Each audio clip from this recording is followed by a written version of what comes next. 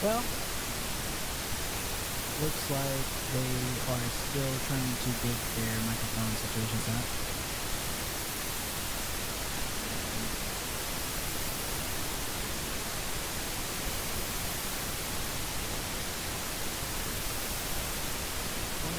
Wonder if we switched out on that level, but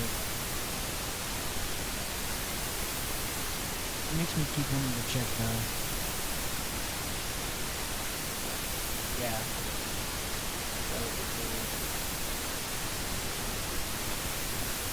Yeah, we're still.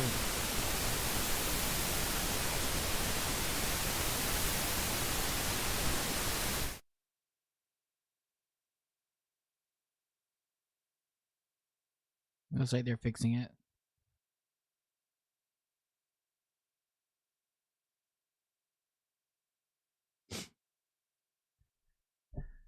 Does anybody have any horror games that they want to see, or do they think anything that's not mainstream? You know.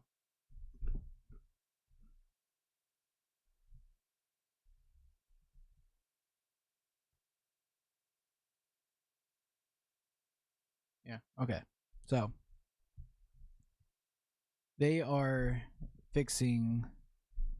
No, almost.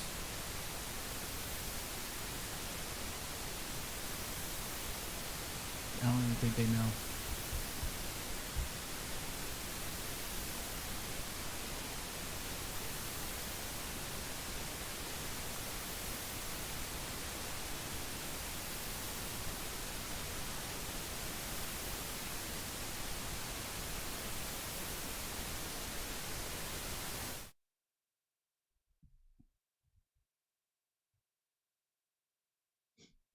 I wonder if.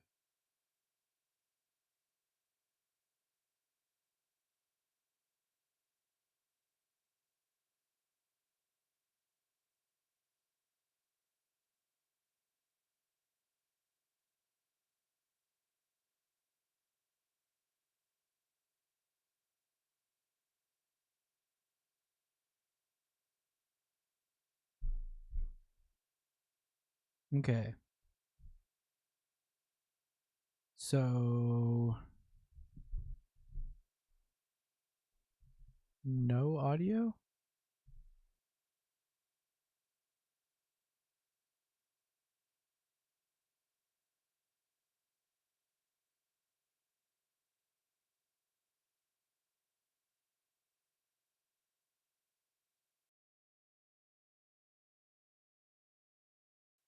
Hello. No.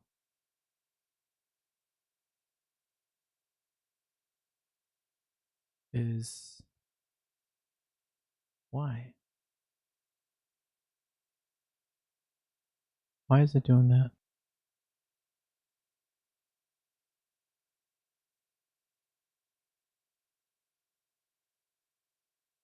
All right, guys, we're still figuring all that out. So bear with them while they continue to fix the microphones. I'm trying to see if I can snag anybody to. Okay. So that's it should be monitor off on that. Okay. All right. And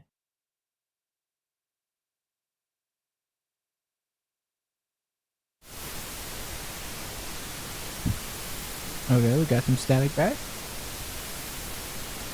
Hopefully that means they are.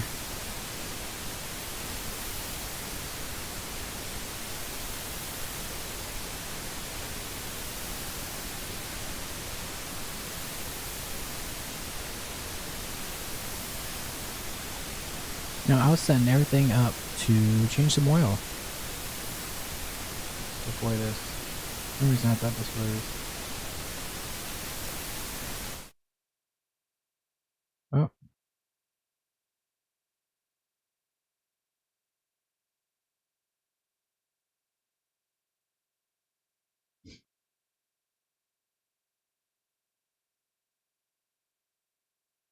Big Gaming 64.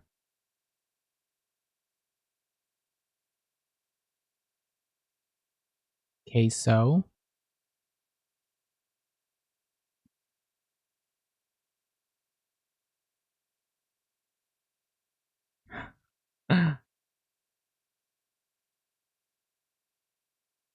Lena Laser.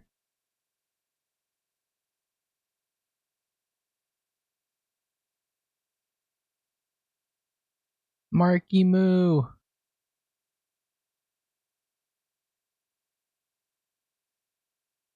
Marky Moo. Marky Moo.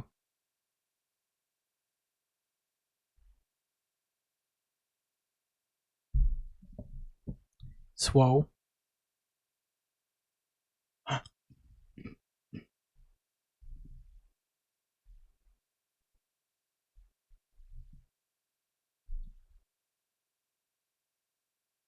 Okay.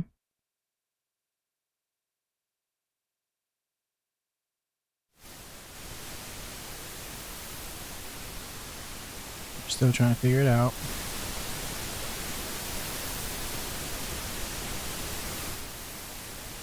Markiplier. Hey.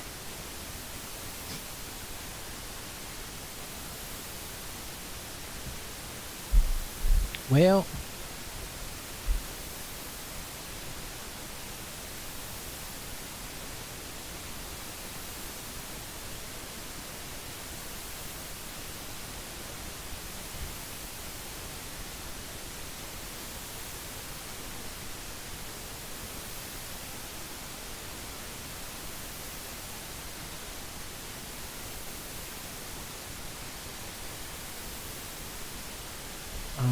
Is it?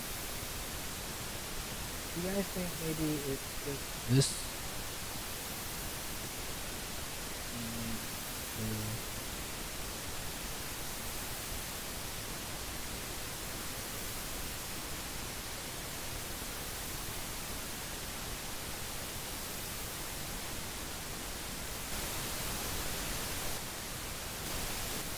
Yeah, no, it's everything. Yeah.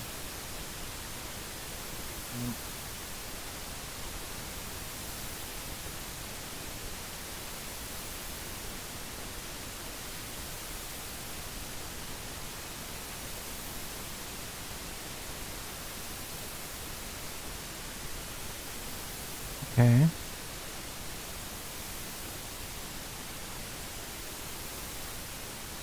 That's a suitcase made out of skin.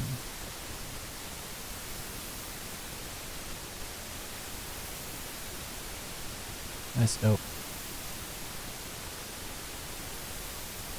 If you're just dropping in, they are having some mic issues.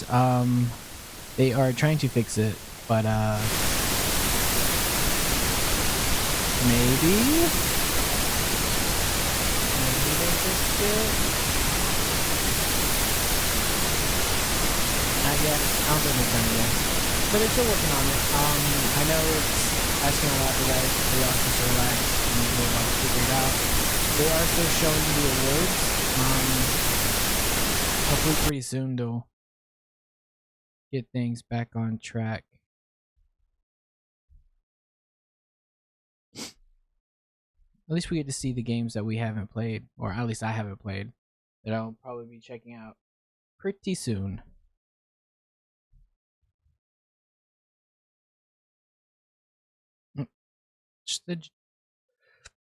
No, thank you. No, thank you. That's not cool. That's not okay.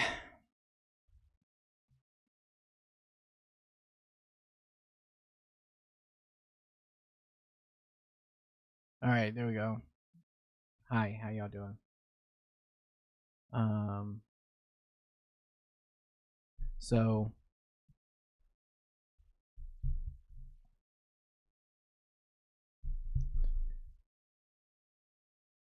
like I said, they're having technical issues because it's the first time this has been done in person.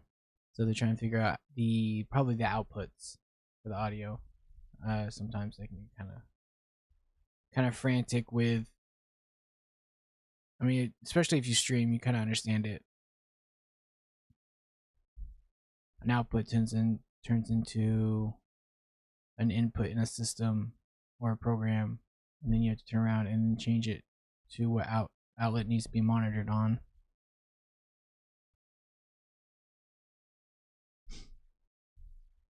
Oh.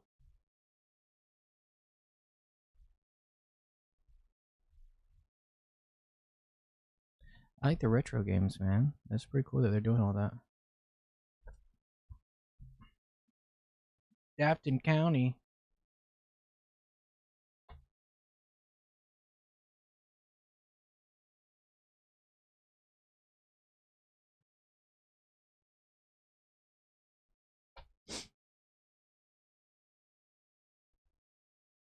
It's an egg. Okay. Ooh.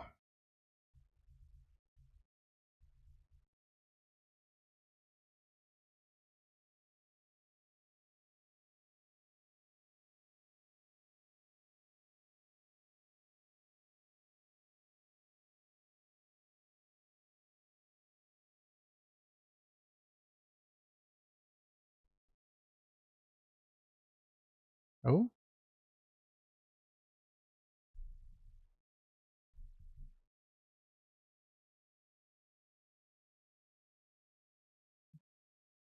Blood Mall Part 2.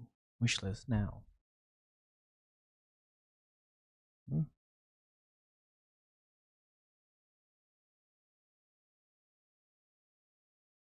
The Florist?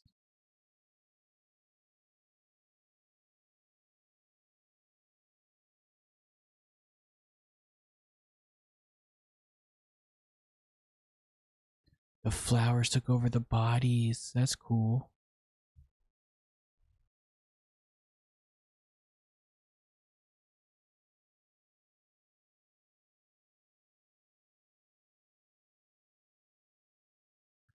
Whatever the hell that was.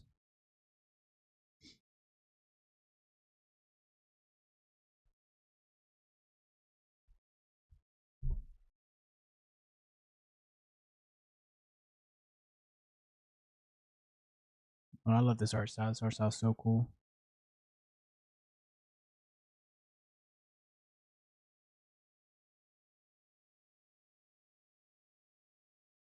Ugh.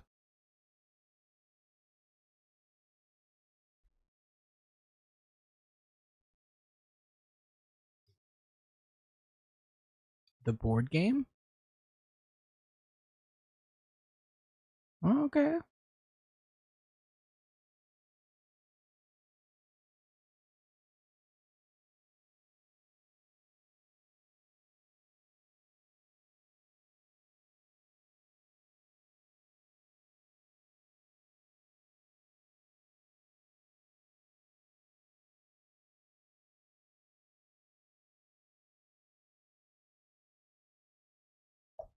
Okay. Um,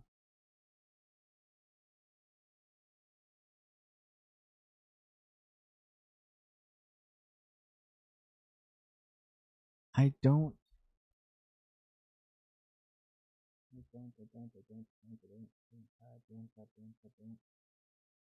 don't understand.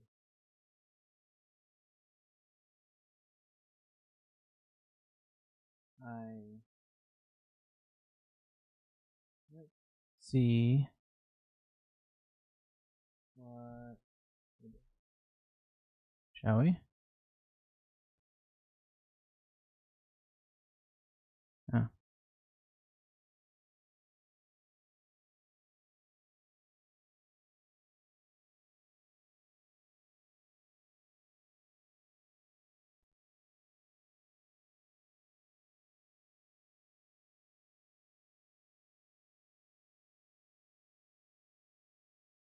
Yeah.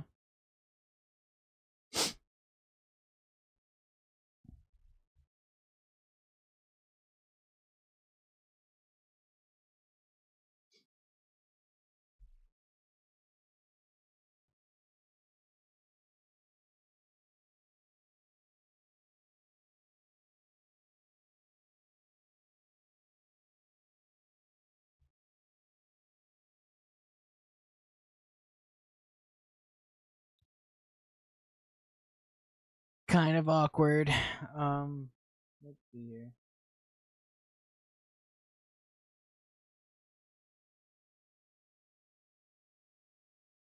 Okay. Let's do. I'm trying to figure out some stuff to oh, because now it's just a blank screen. Um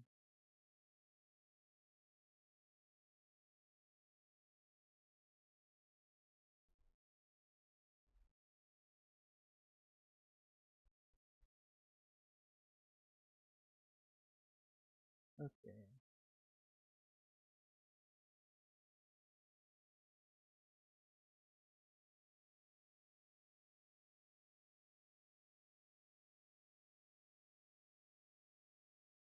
Okay, so for now we're just gonna do a little bit of ambiance and God, hopefully no, let's do this while we wait, shall we? Let's do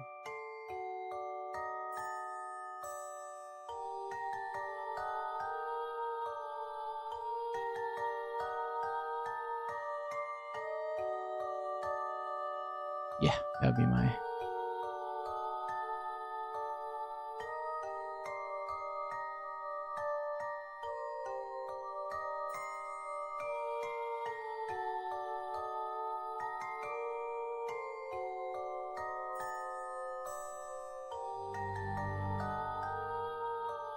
but anyway.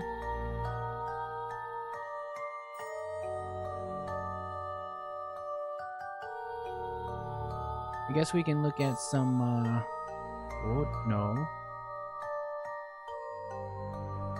We can look at some categories, some horror games while we wait and see what was going on.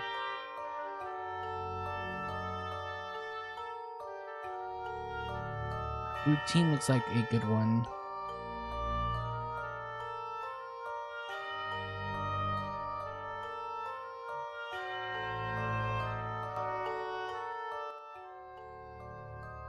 Let's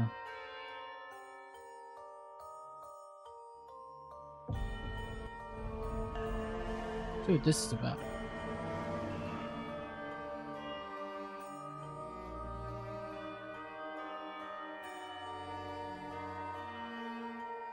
That's not what I wanted. I wanted this.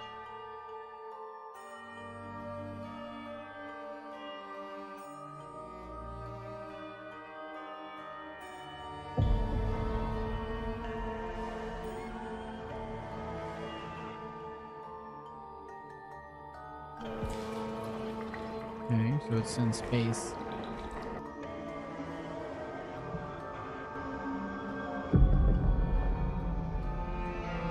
One final step.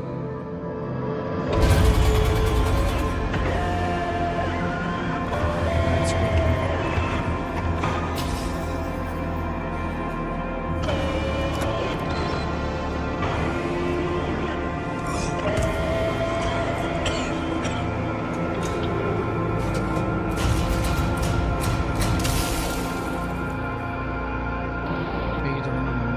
No, thank you.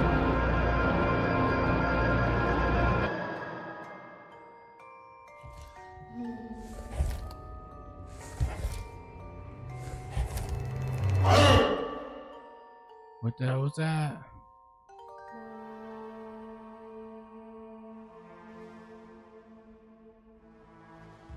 Okay, Phasmophobia, of course. Lethal Company. Warhammer. Diablo 4.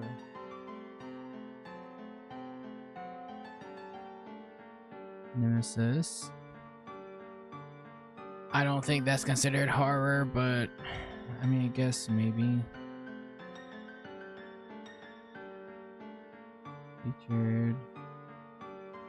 Hey, the Callisto Protocol, unlike other people, I will say I like the game. If you look at the old playthrough on YouTube, you'll see there's a lot of anger, but it's a good game. Chronos was also a good game. I like that game a lot too. This is my land. I don't know what you're talking about. I just bought this place last week. That's all hunting land all around the cabin. That was our own private club. Look, buddy, you've got to be at the wrong place. Yeah, I haven't ever seen a long dead body before. It's what we've got to do, so it's what we're gonna do. I've been thinking about it. I kept that club going from the year I bought the place right up until last year. You know what happened? They all died. Nobody cares about Helen except us. She's our payday. I told you! What did I tell you? Helen! Helen, wake up! If we get caught, they're gonna check the other graves. This is my cabin. Today is Sunday. Why are you here on this fine Sunday? Oh, hell no. Sunday's the Lord's Day. That's a day for church. Oh, thank goodness. It's been so dark. What's your problem now? Got away with it before? Get away with it. She knew our names, Carl. I don't know how she knew our names. We're going out again. I'm not asking, because I know you're not dumb enough to say no. Nah, never up there on Sunday. No reason to be. Why me? Why was I the only one you asked? Because I know you can do it, and because I know you're desperate. Whistle. We would all whistle to pass the time. And I could do it the best. Whistle to the maples we would.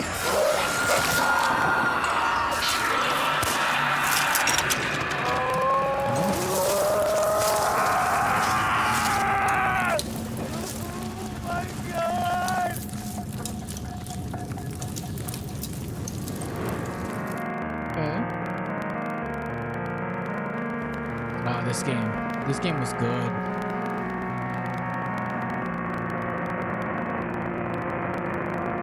Faith desired works. I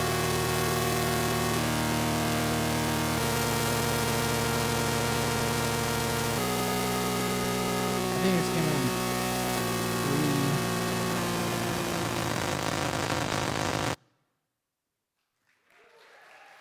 3. Came out with a new one?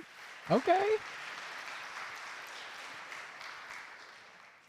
And there we go. Lots to look forward to for fans of Faith, the Unholy Trinity, because obviously the Lost in Cult product there. And we're also going to be seeing the film from Brandon Salisbury. All right, guys. I'll be right back. Producing Whistle to the Maples. So, very much lots to check out there.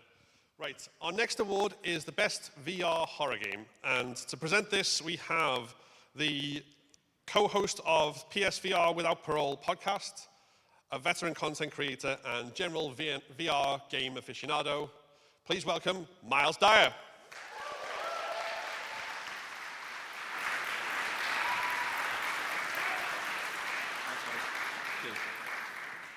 How we doing, everyone? Doing good? I just want to say that putting these productions on is no easy feat, so I just want to give it up to everyone who's made this happen today. So can we give it up for them? Facts. No. They just had it. Whoever's touching that button, stop it.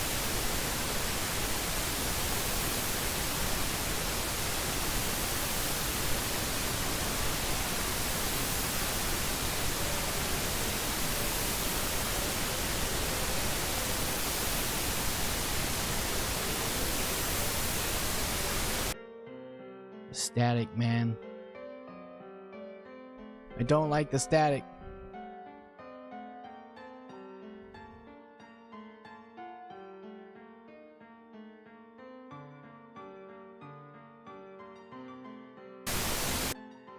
Well.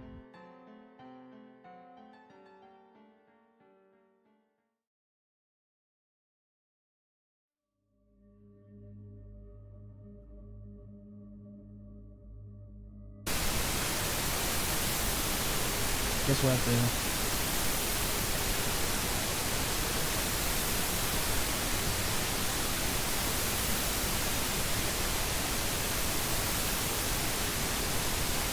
Best VR horror game. Who's got it? Oh, Alien version.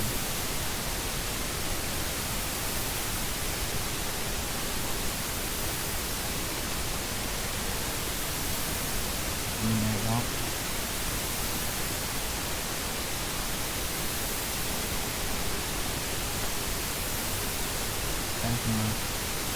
Phasmophobia.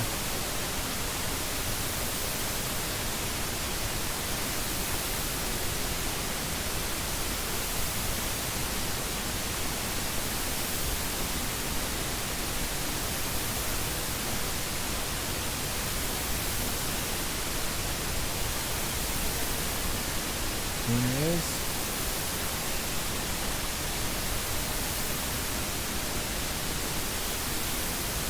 I didn't even know it came out in VR, honestly. Pretty dope. Pretty cool.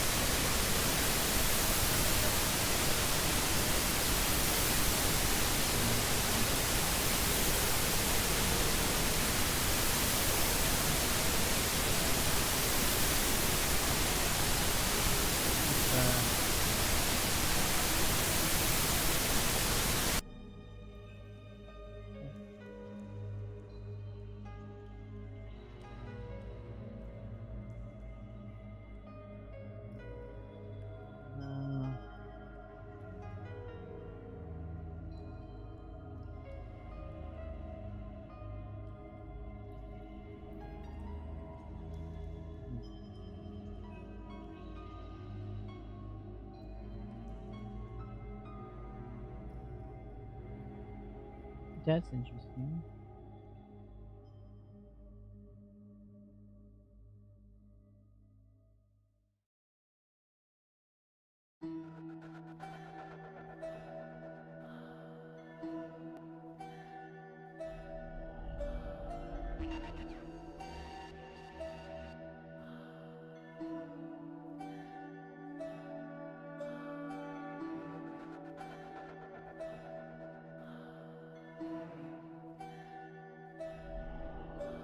Okay.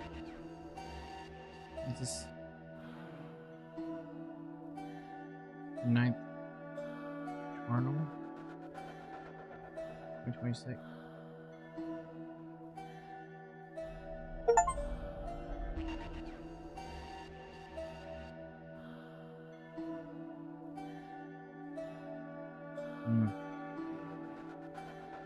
Is that Mothman?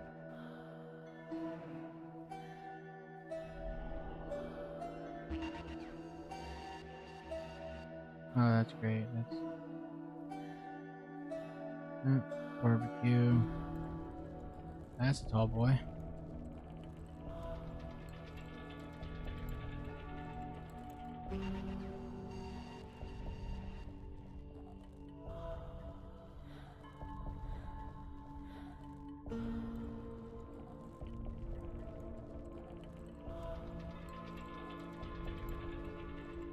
Oh.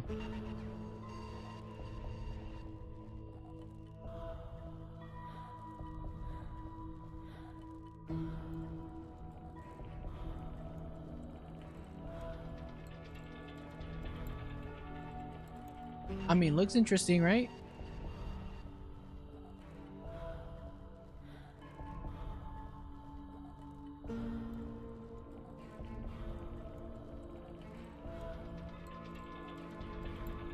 Mannequins. Nope, can't do it.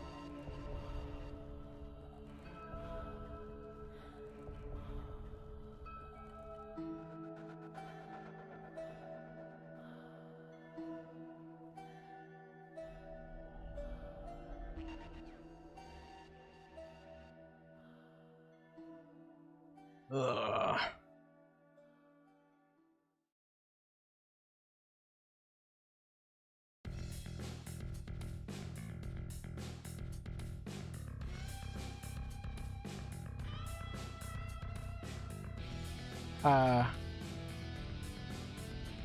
his head.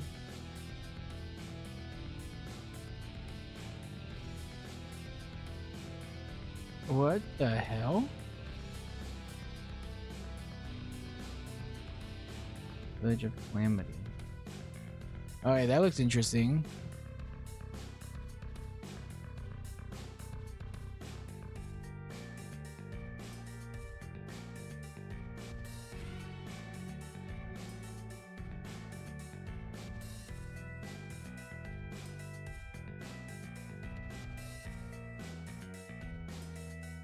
Dude, that looks cool.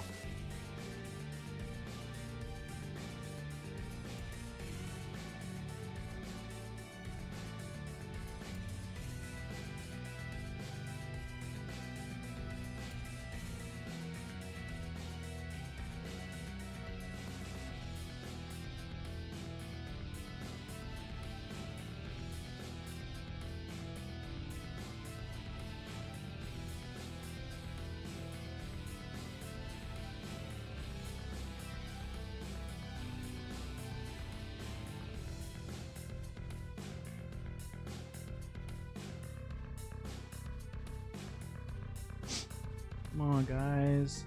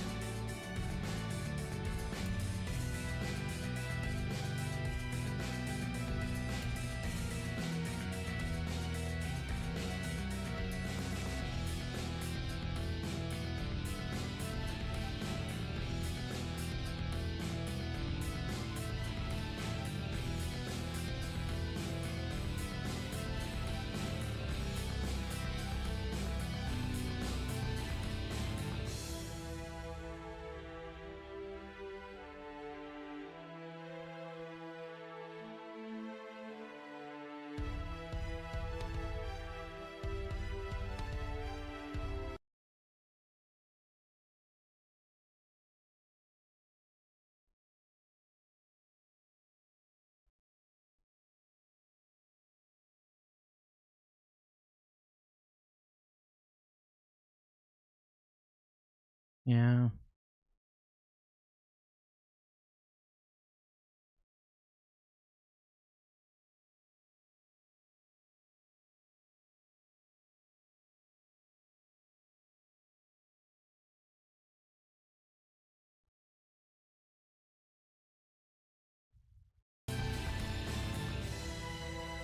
Congratulations to Look Outside there.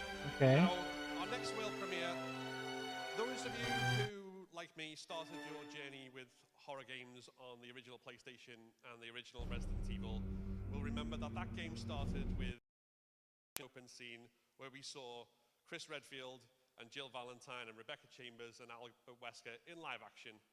And those actors, all these years later, 30 years after that game came out, are back in a fan-produced film, which we're now going to show the world premiere of. So let's have a look at Resurrection, a Biohazard story.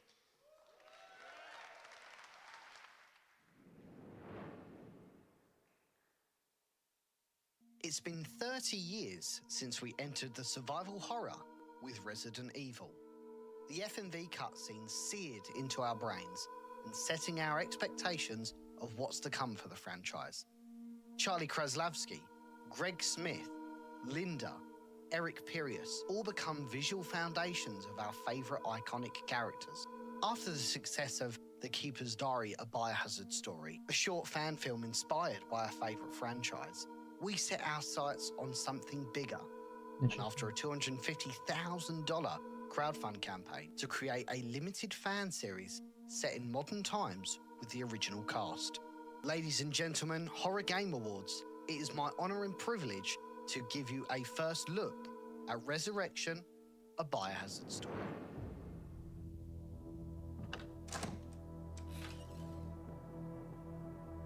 I love Residents of Evil.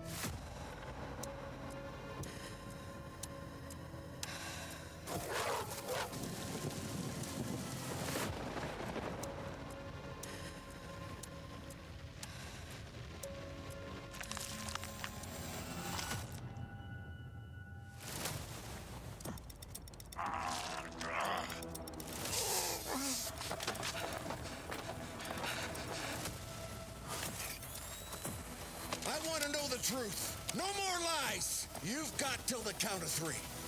The prodigal children return.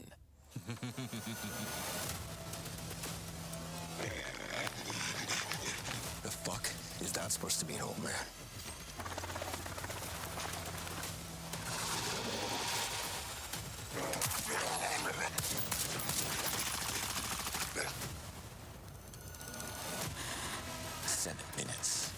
Seven minutes is all I can spare.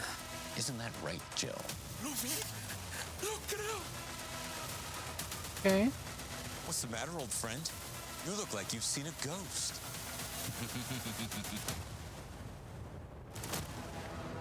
Resurrection. Okay, that's dope. That's cool as shit.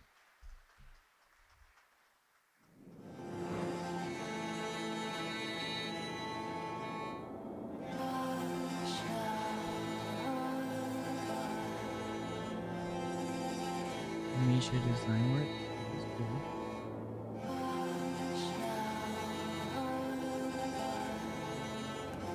If you guys never played Amnesia, why, that game is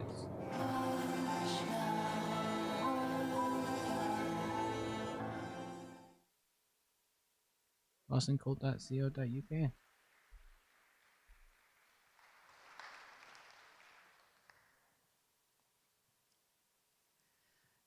Right, so before we move on to our next award, I just want to remind you guys that we are a lovely little indie project ourselves from the brainchild of Will they got and it Phil, worked who came out. up They with just the need to Horror work on Game their volume Awards now. and have championed it since 2022. Maybe there's a few things that we're figuring out for our first ever live show. Woo! But it is all in the spirit of the horror genre, of experimentation, of giving something a go and seeing how it works and figuring it out together. So thank you guys for being here. Thank you guys for supporting us. And now I'm going to bring us on to our next award, which is going to be presented by our wonderful sponsors, Lost in Cold, as they have just presented a lovely trailer for us there. And it is Best Indie Developer. So who better to do this for us than the people who champion indie horror releases, who make physical releases of the games that we love, and are just all-round great guys. So please come on up, Ben.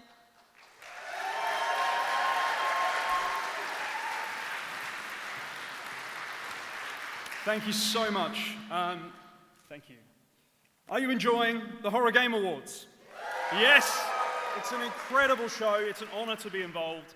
I hope you are enjoying it. I hope you're enjoying all these amazing announcements. I hope you're enjoying the bar. I hope you're enjoying the canapes, I must say, are particularly good. And they will be rare as hen's teeth by the end of the night. We'll be using them as currency like cigarettes in prison. So get those now. Horror is so important to us at Lost in Coal. It's something that we've gravitated towards since we began 5 or so years ago. It's really part of our DNA, and we love it dearly. The horror genre is one that, of course, entertains and thrills and provides us with all those fantastic, fresh nightmares that we all get off on, let's be honest, and we love that.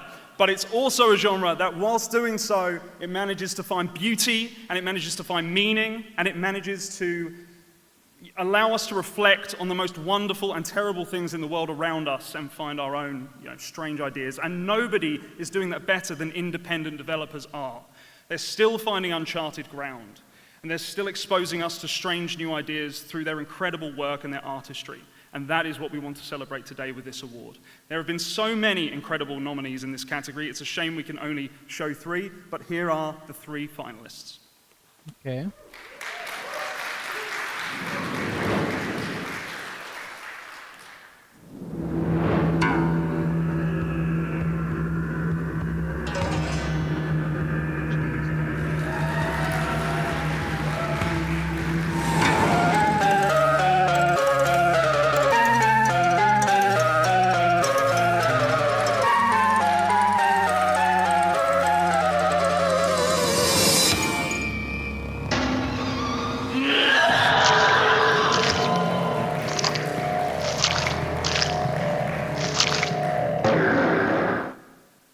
That was sick. Incredible. And the award goes to Jordan King, Black Eyed Priest. Congratulations. Nice.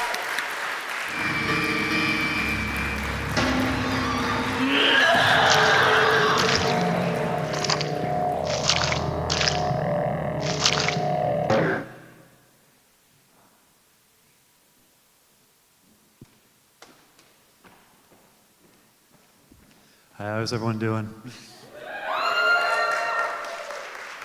My one goal with walking up here on this stage was to not fall up the stairs, and I'm glad to say that did not happen.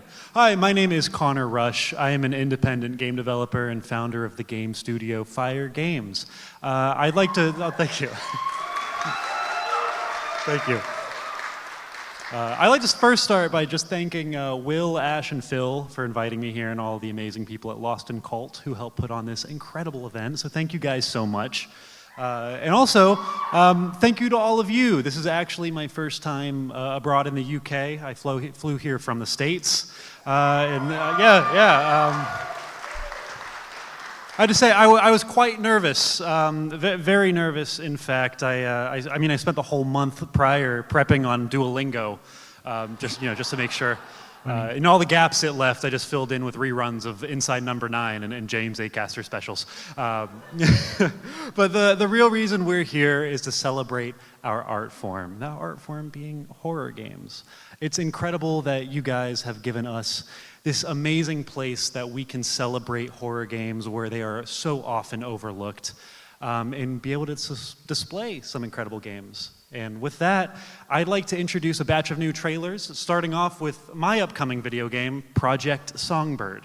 Thank you.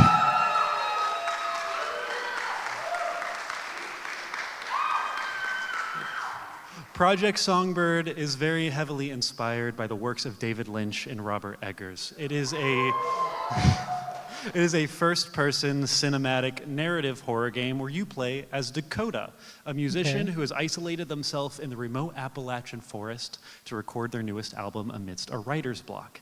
It stars the BAFTA Award-nominated Valerie Rose Lohman, as well as the always incredible Jonah Scott and Alex Lee. There's a free demo to download right now, and it is available to wishlist on Steam, PlayStation, and Xbox. Is it now? Without further ado, that and many more trailers. Thank you.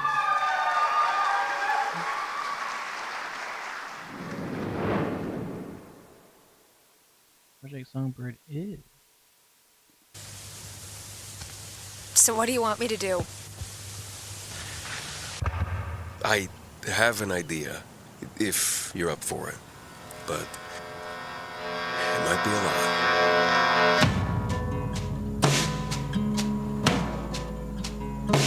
So, my friend Don has this log cabin about 2.5 hours south down in West Virginia. I've heard a lot of stories of musicians retreating away for a bit to get out of their element. And these guys come out of it having written the best music of their lives. I just thought that if you were willing, I'll give you the directions and I'll give the guy notice that you could be staying all next month. I just thought maybe you'd like to take the time away to get an album out. A new classic Neon Songbird album.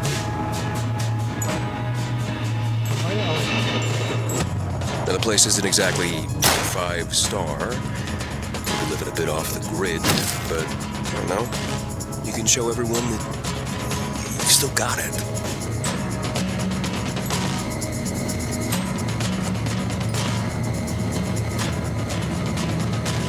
What do you say?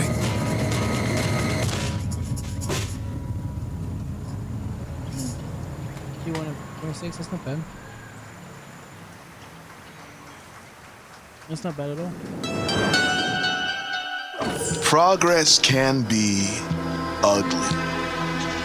At Corinth, our focus has always been the same, driving humanity forwards. To move forwards, we have to look at where we are. Sometimes the reality is ugly. Not everyone wants to admit that. We have been in this business for centuries, and we're only just getting started. Corinth, humanity first.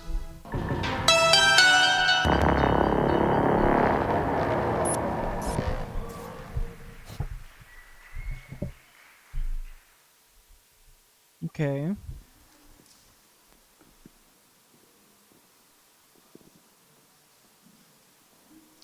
Right, Connor is such an amazing independent developer and we're so fabulous to have him. Can we get another round of applause for him?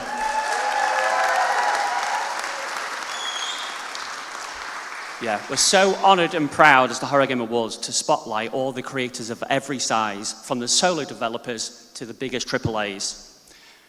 So now, let's move on and present the award for Best Developer. And for doing so, the person doing it will be Susie Hunter. Yeah. Best developer. Hi, I'm Susie Hunter. You already know who I am. What's actually important is the fact that we wouldn't ever have a Horror Game Awards if it weren't for the people that actually make horror games. So this next award is for Best Developer. And I don't just mean the big guys, oh no. This is an award for those big and small, from double and AAA to indie and solos. The finalists for Best Developer: Something important. Capcom, aka the masterminds behind Resident Evil. Grace. They're coming. Red Barrels, those known for the unrelenting nightmares of Outlast. You are literally a puppet. Don't you upset Daddy. And Wrong Oregon, who take responsibility for unleashing the sci-fi masterpiece, Mouthwashing.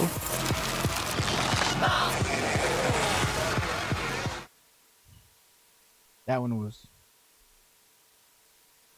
Well, this morning, I got a letter, and the name on the envelope said, winner. And that winner is... Red Barrels. Congratulations, Red Barrels. I hope you outlast all of your nightmares. Now, if you'll excuse me, I have to get back to work. I hope you have a wonderful rest of your show, and I'll talk to you later. This is amazing. On behalf of the whole team at Red Barrels, thanks to everyone who voted for us. It wasn't always an easy journey, and we're honored to receive this award. The Outlast trial was a hell of a challenge, but we got an amazing team and we pushed through. Thanks to all the fans who've been supporting us for almost 15 years now since we created the Red Barrels. This is just the beginning. The team is hard at work to make you scream, run for your life, turn your head in disgust. So stay tuned, the future is bloodier than ever. The music in the background after the statement is hilarious. Once again, thanks to everyone. Congrats to all the nominees, and we'll see you in the trials.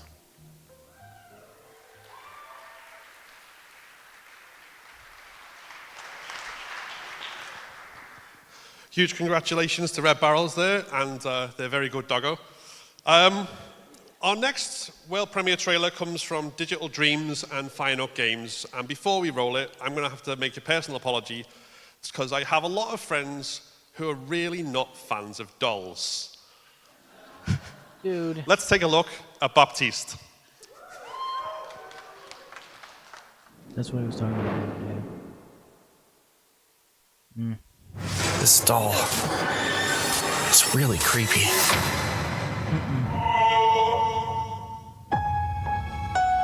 Is this the house? It looks like it's falling apart.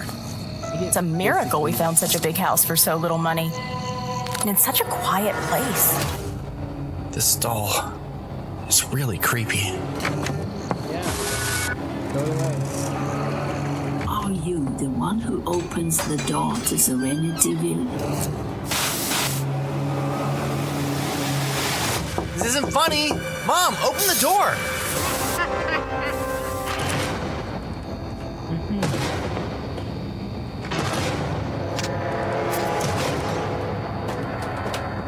Calm down. Breathe.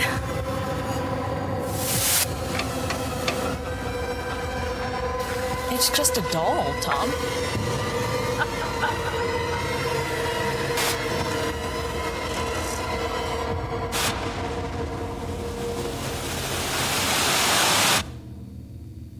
No, thank you.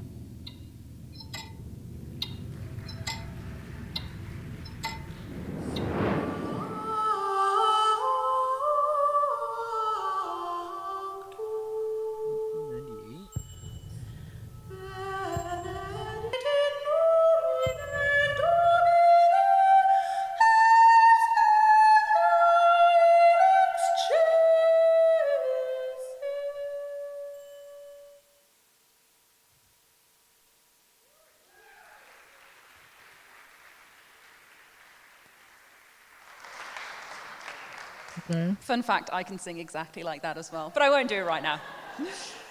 For our next award category, we have a specialist jury of games industry veterans that have voted on our winner, and they've come together to curate our Technical Achievement Award with insider knowledge.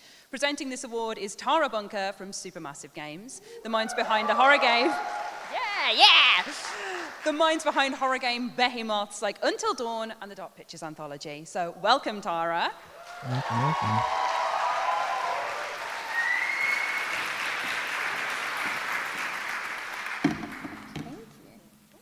Hi everyone. As mentioned, I've had the pleasure of working across a number of amazing titles in horror gaming, like The Quarry, Little Nightmares 3, which has been nominated tonight, and the upcoming Directive 8020. Woo, yeah! And the great part of my role is I get to see how much work gets put into these games. The amount of detail and the tech that goes behind it, especially for horror games. I think there's such an art that you can work on something and really make people stand on edge when they're playing.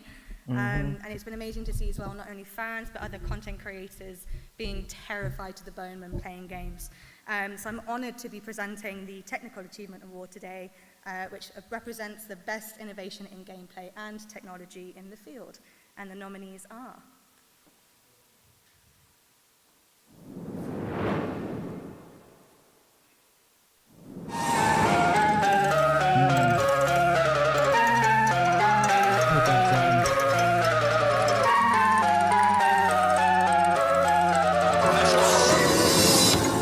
Okay, guys, I have a plan.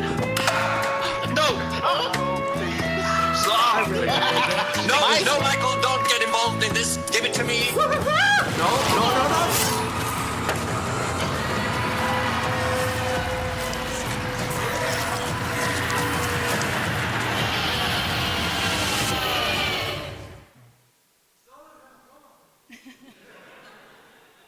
God, they are quite scary, aren't they? And the winner is Silent Hill Air.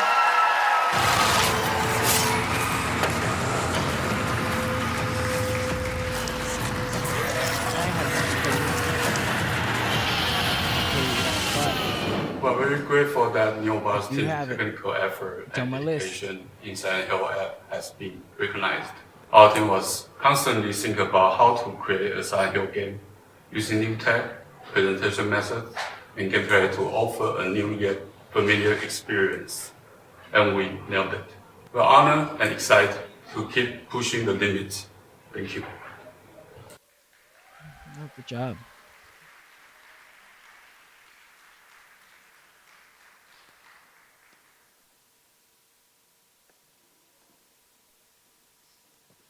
So congratulations to the team at Neobards for the win for there. Now, we have got another trailer and we're going to be showcasing the newly released AILA, a horror game that explores the dark side of artificial intelligence. We firmly put the focus on art created by humans here at the Horror Game Awards, and at odds with a world slowly relying more on generative AI content. So it makes sense this one is one of the scariest concepts right out there right now. Let's take a look. Yes. I mean, that makes sense.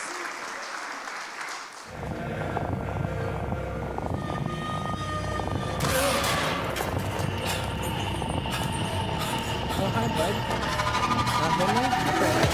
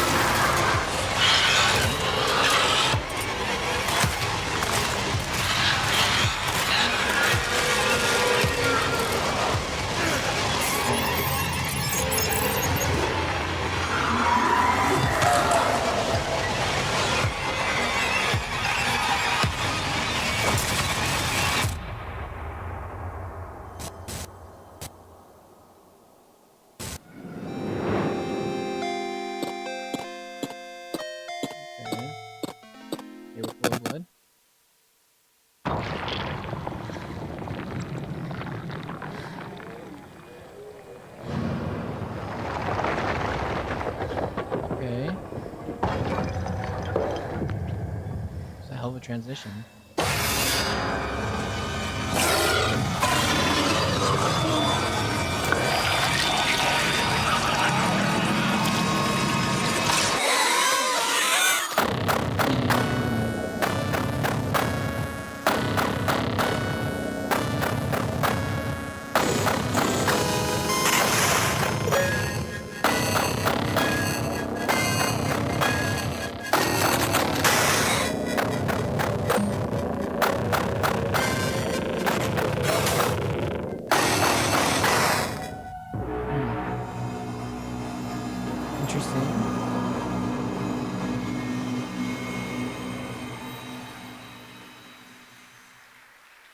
Live action cutscenes.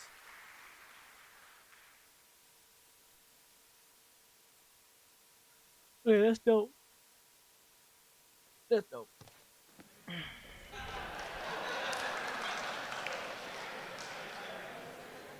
Very ominous. Then that trailer was Tenebrisomnia, which is coming out next year. An incredible, unique blend of pixel art, 8-bit action, and live action cutscenes. But next, we've got the Lifetime Achievement Award, which is all about honoring those developers who've made a significant contribution to the industry.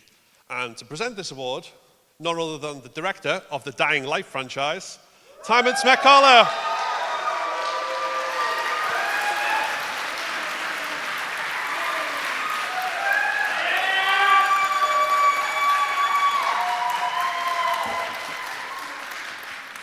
You look absolutely amazing. Give it up for yourself. Yeah!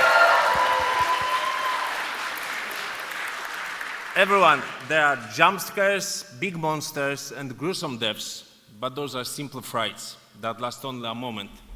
The real horror comes from the little details that crawl under your skin and last forever.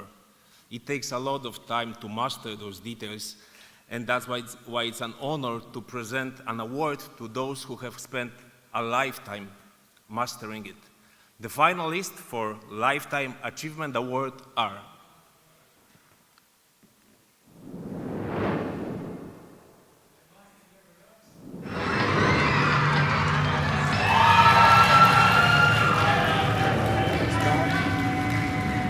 Deserves it. The franchise has made crazy waves. Other porters are also able to make use of your structures. This way, you can help out the people who follow in your footsteps.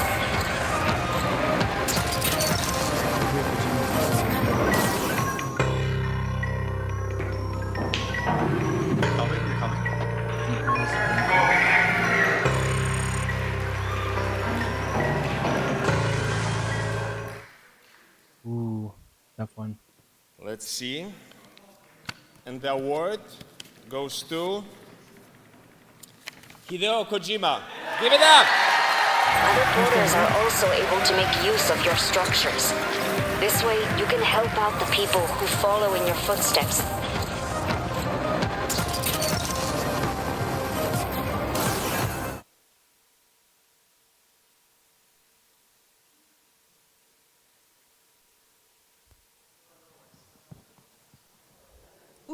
A much-deserved award for a brilliantly spooky mind. So we're going to take a look at some more trailers now for games you can play right now, or at least when the show is finished at least, starting with A Fight for Survival in Deep Space, Hell of Fear, Mind Breach.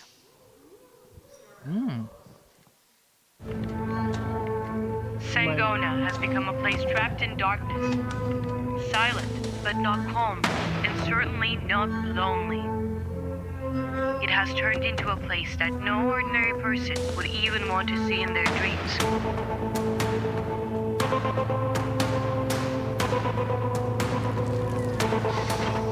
Major facts. Have you lost your mind, James?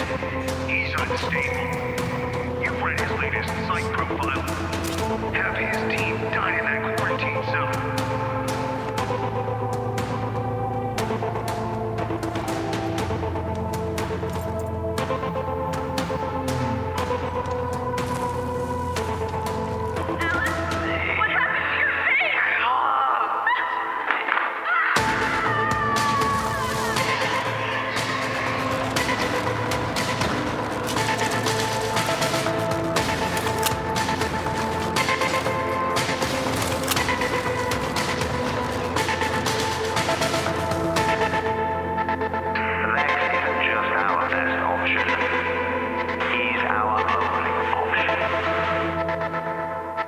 pretty cool. Yeah, that was pretty cool.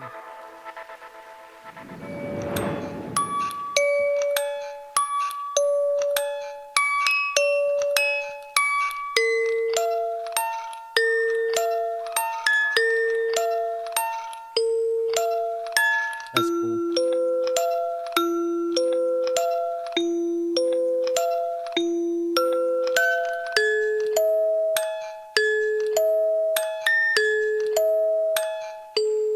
That's pretty dope.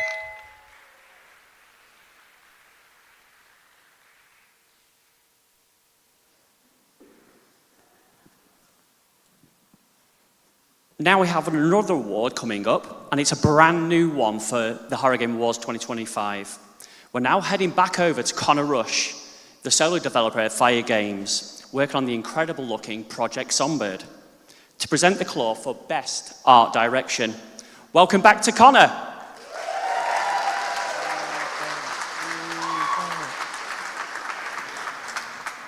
I didn't fall again, guys. I'm doing so good. In my many years of game development, and I'm 24, so I would know, I'm obviously a veteran at this point, is that one of the most important aspects of a great horror game is its atmosphere. And what better way to create great atmosphere than with incredible art direction? From the way that the pools of blood reflect to the cascades of shadows down halls and the ways that lights bounce off of the walls. Here are the games that have shown excellence in art direction this year.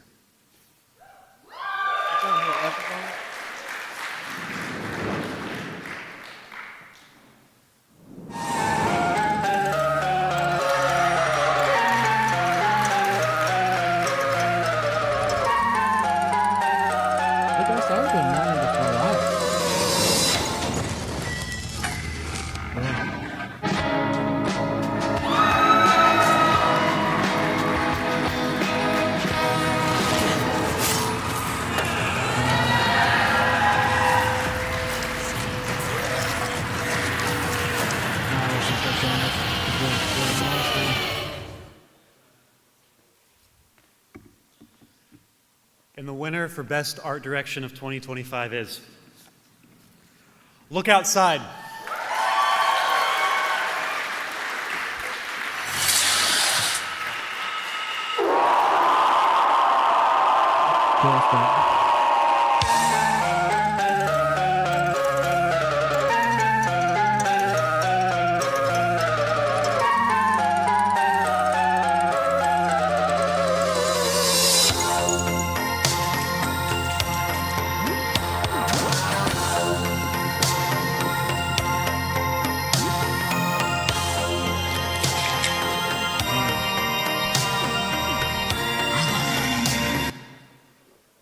Don't like any of that.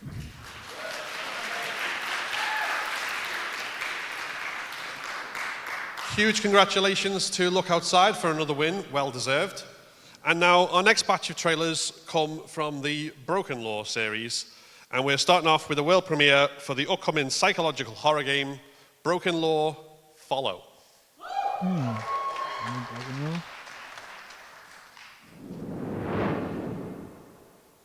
World premiere.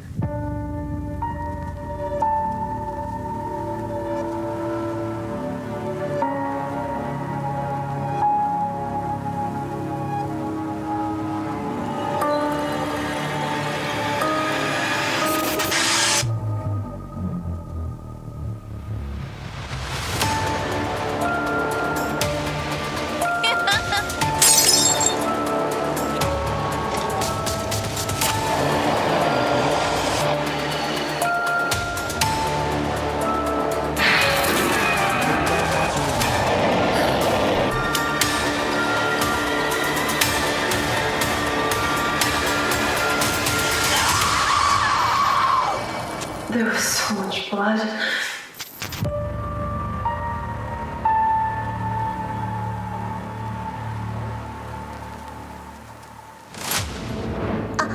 ヒデ君、私、純子、リカバリーセンターで一緒だった。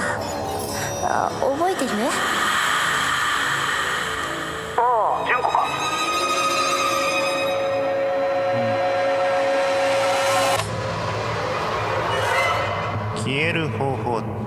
いろいろあるんです。一番ゆっくりな方法はそのままここに居続けること。薬飲まなきゃ。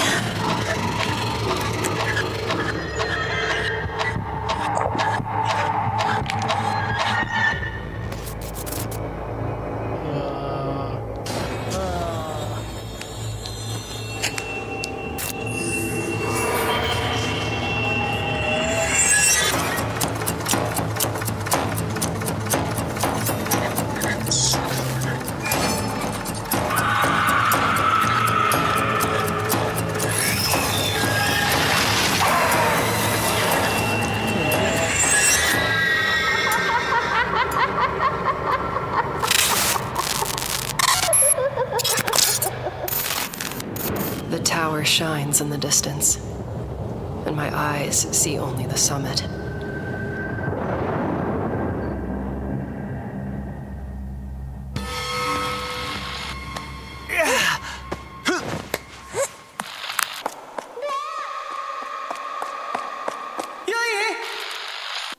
That's where we have to go, no matter what stands in our way. Ren keeps worrying, hesitating, but he doesn't understand. We need this. The world needs to see us. Every grip, every breath is proof that we're more than shadows lost in the crowd. Up there, above everyone, we'll be untouchable. He fears the tower. I crave it. The steel, the wind, the silence. It's as if we're really alive. Daring us to reach it faster, to climb higher, to never look back. And I won't stop until we touch the sky.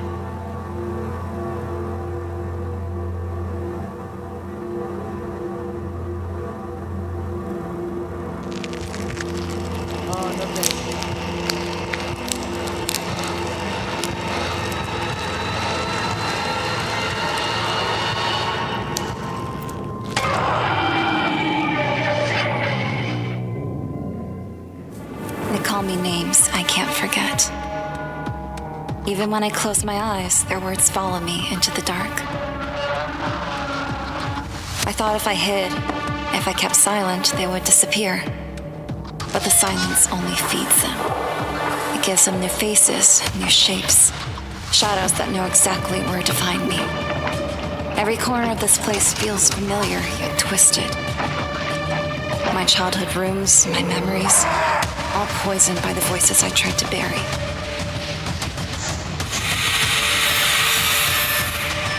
Now they're back, waiting at the edge of my hearing. If this were only a dream, I could wake. But dreams end, and this doesn't.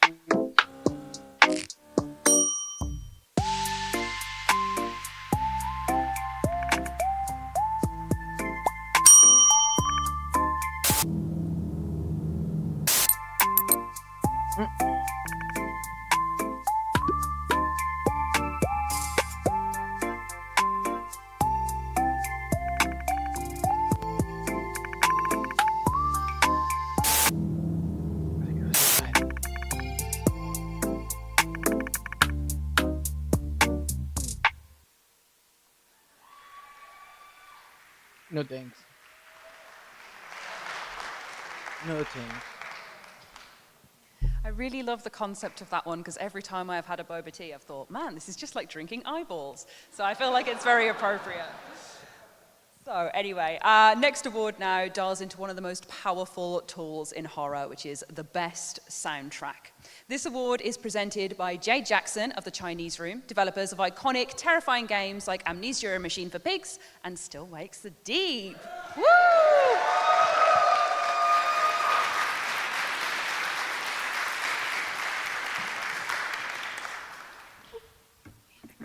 Thank you, everyone. Good evening, everyone. Good evening to everyone online watching at home. So yeah, as you said, this award is going to highlight an invisible, but yet arguably one of the most powerful tools in a horror game, which is the master of dread, suspense, and atmosphere, the soundtrack. The nominees are...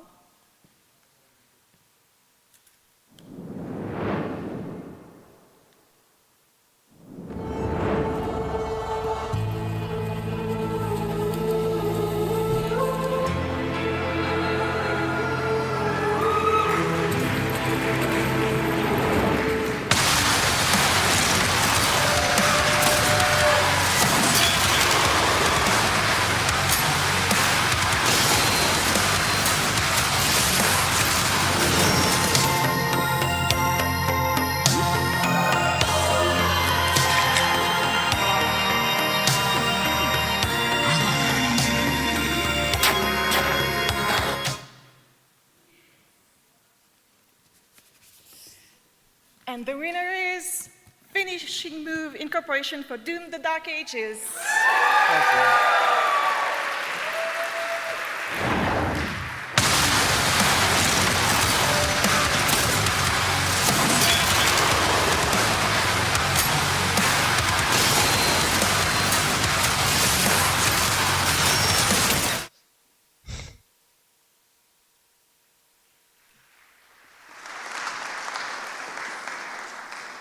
Right, let's take a look at another bunch of trailers, starting off with the director's cut of Conscript, a new version and free update of the game that adds new difficulties, rooms and shortcuts, as well as a host of many quality improvements. Let's take a look. Peggy 16.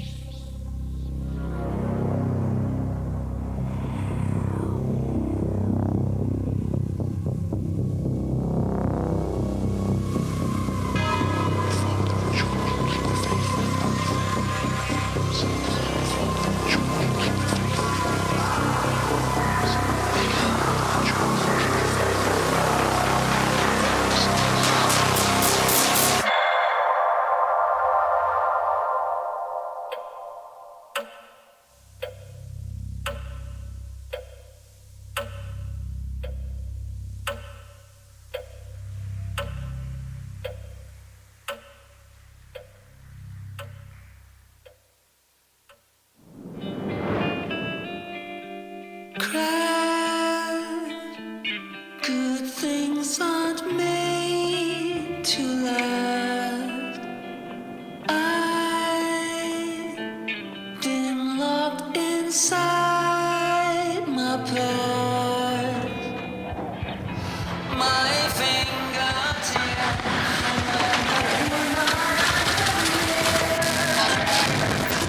I miss you, baby.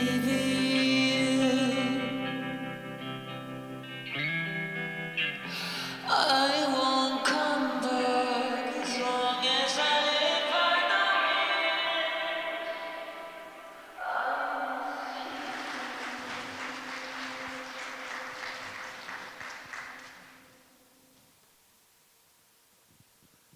So, in celebrating the horror games that we love, we've been celebrating all the things that make up a really good horror story. Obviously, we have the visuals in the best art direction, we have the soundtrack, which is really important to kind of get in that feel. And equally important is the narrative. The stories that keep us awake at night, that pry and work their way into our brains and make us lose sleep and think over and over about all the creepy things that they've foisted upon us, whether it's body horror or just that thought of, what if that happened to me? But now, to present the award for Best Narrative, we have a content creator and master of horror media breakdowns in Ryan Hollinger.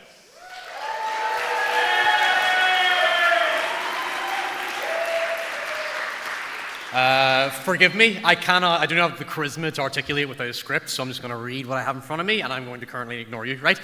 Oh, I'll hold on to that, yes, thank you.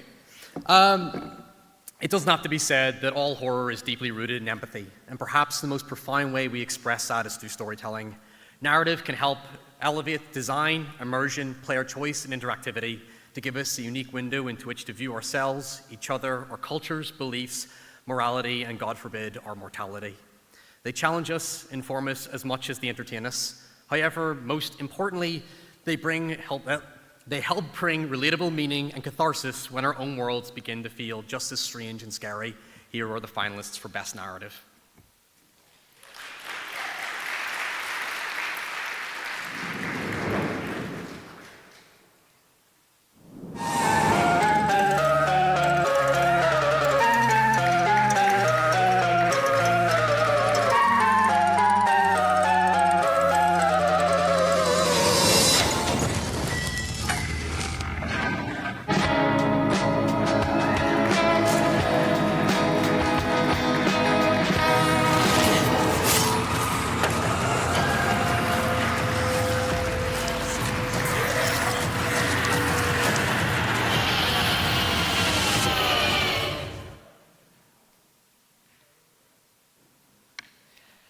Bloody stiff competition. Best Narrative goes to Silent Hill F.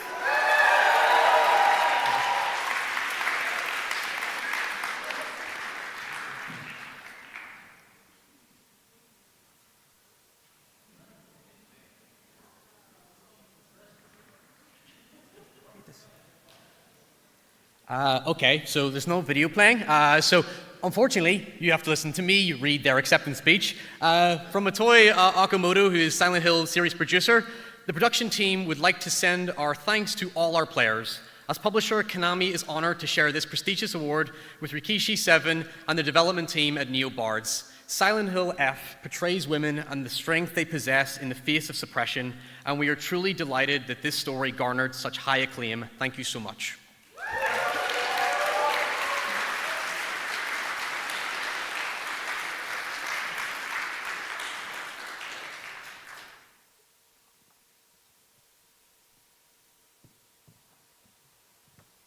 So, from Silent Hill F's haunting visions of the past to new games holding glimpses into a dystopian future, we're taking a look at titles to come with these next two trailers. So we've got Graft kicking us off with a cyberpunk story built on building yourself.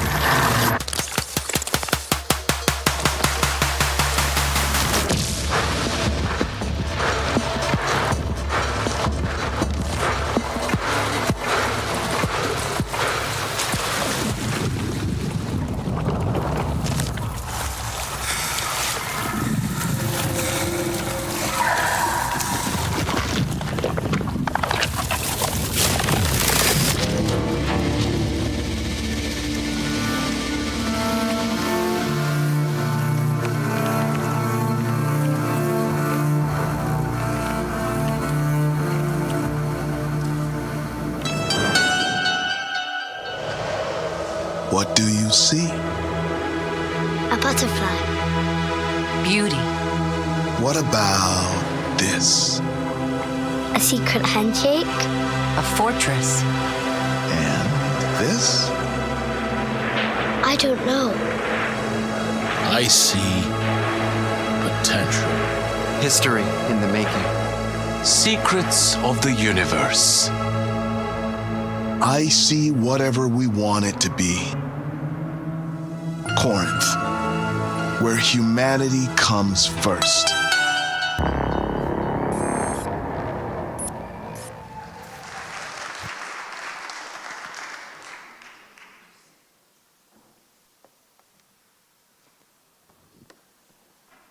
So our next award goes for all the amazing talented performers that bring out all our favourite characters to life, and then we promptly kill them again as the game goes through. Thanks for that. Presenting the award for Best Performance is actor Kirsten Rea.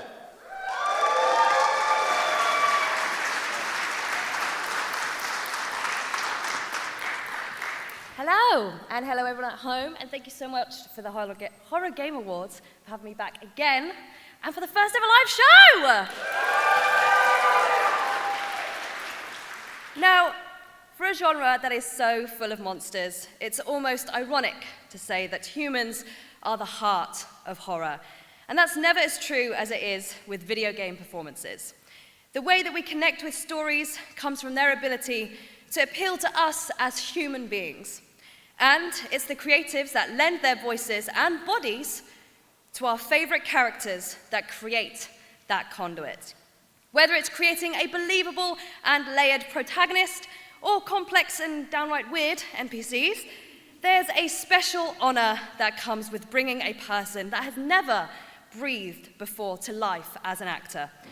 And a special award tonight that I am pleased to present to those that have changed us with their performances in horror games this year. And the nominees are...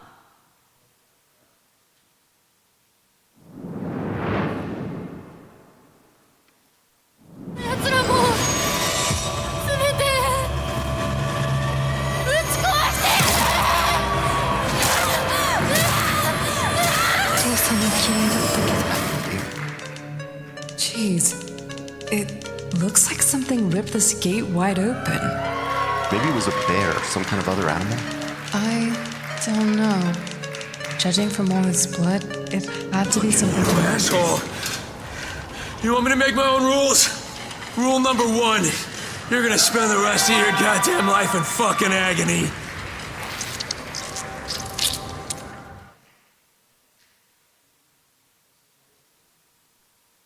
amazing performers all round, but we can only have one winner, and the winner for Best Performer in Horror Games is Konatsu Kato, Silent Hill F.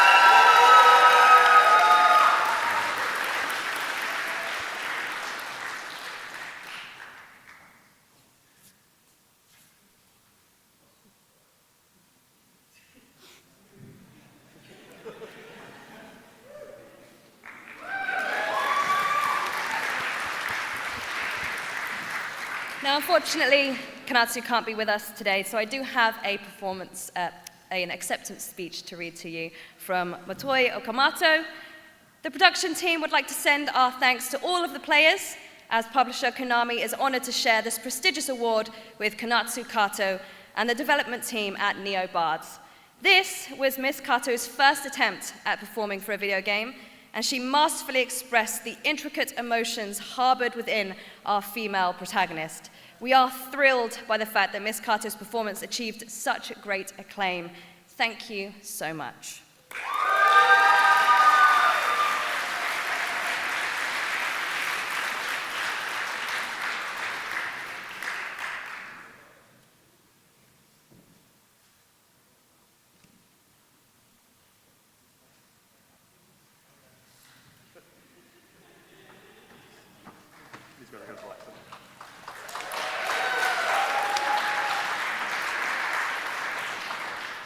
Hey guys, I'm Ted. I run the indie horror publisher Black Lantern Collective. We started about 6 months ago to publish like weird fucked up indie horror games because those are the games I like, and you get to do that when you own the company. And so anyways, we got 2 trailers to show you tonight.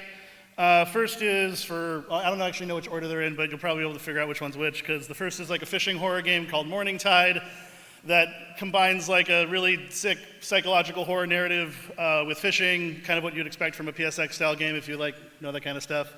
And the second one is for Horripilent, a kind of a clicker incremental style horror game that mixed like Norp Apolog with like Fear and Hunger. So if you're a fan of either of those, then you know, you're like a very specific audience, but that's kind of what we make. And so, yeah, if you're an indie horror developer out there that needs like somewhere south of $200,000, then you can like message me. My screen name's like the same as my name. So, anyways, enjoy.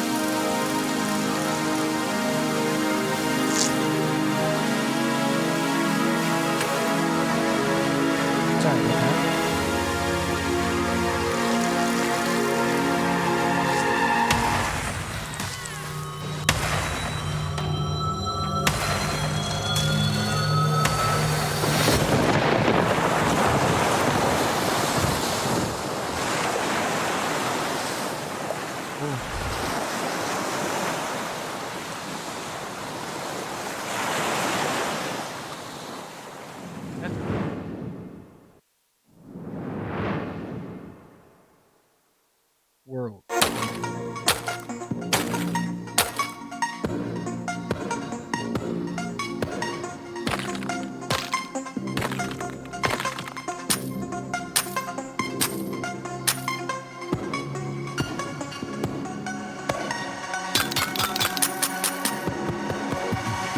That was cool.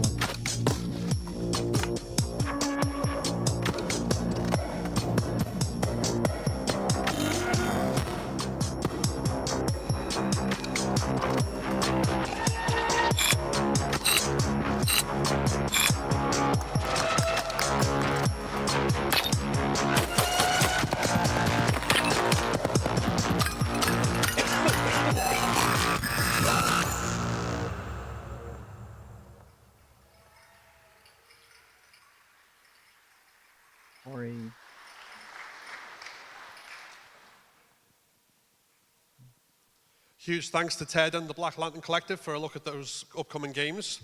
And obviously, as we look forward to so many great games that are coming out and more every year, That's one of the reasons why we have our most anticipated horror game award. And to present this award, we have VTuber and actor, Horror Game Award nominated VTuber and actor, Lena Laser. Yeah! Thank you! Yeah, that's me! That's me! Thank you! Horror Game Awards 2025! Thank you! Thank you! Thank you so much! Thank you! Hey! Hey, get out of there! What are you doing? Oh, gotta go.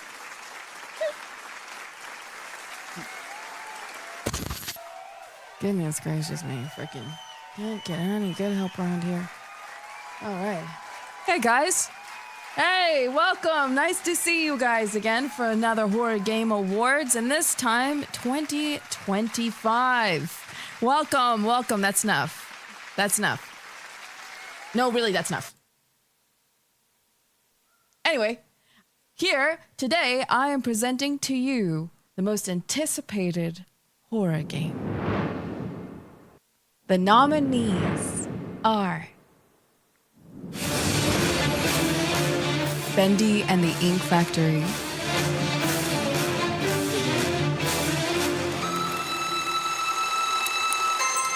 something important, Resident Evil Requiem, Grace, they're coming, Silent Hill 1 Remake,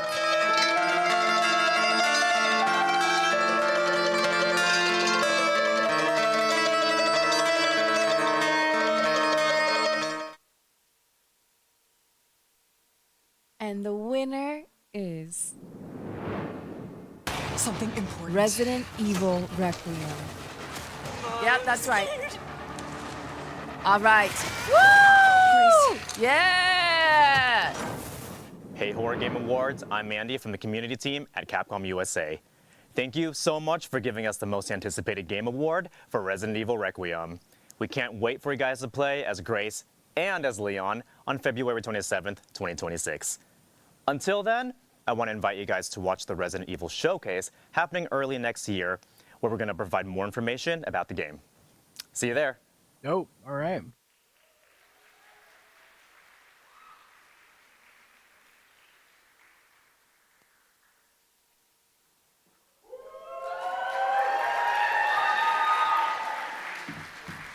Hello, I'm Hannah. I'm a senior producer from Supermassive Games. Shout out to my 3 tables over there. Yes, thank you. You may know us from The Quarry or Until Dawn, but today I'm here to introduce a very exciting trailer for Directive 8020, which is our sci-fi The Thing in Space horror. Earlier this year, we shared the first look at Directive 8020, a glimpse into the eerie calm of the Cassiopeia and the mission that slowly slips into something far more sinister. Today, we're bringing that trailer back to set the scene for what's coming next. It's a reminder of the story, the tension, and the mystery at the heart of the game in our Trust No One trailer. Nice. Peggy This seems like a 18. blast.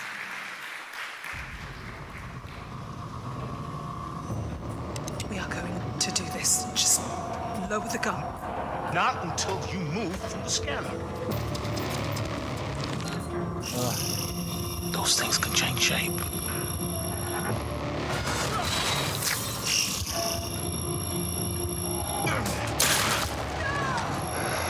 Don't you ever point that thing at me again.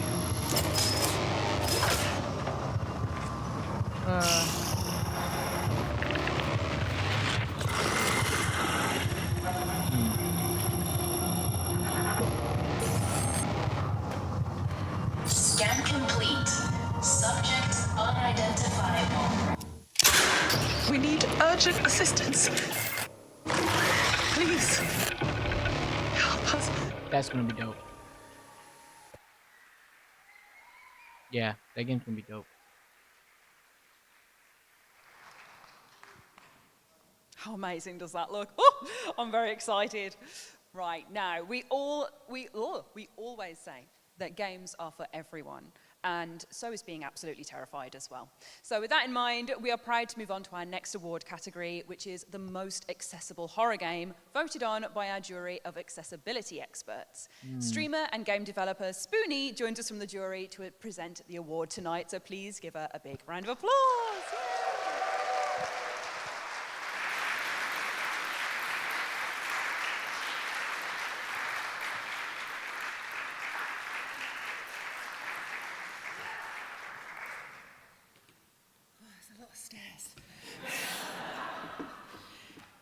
All right, bear with me because I also wrote all my notes on my phone.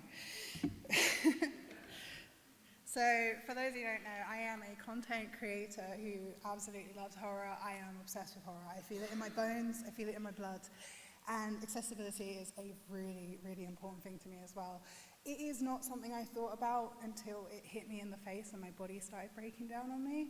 And that is going to be the moment that it hits everybody unless you start paying attention now.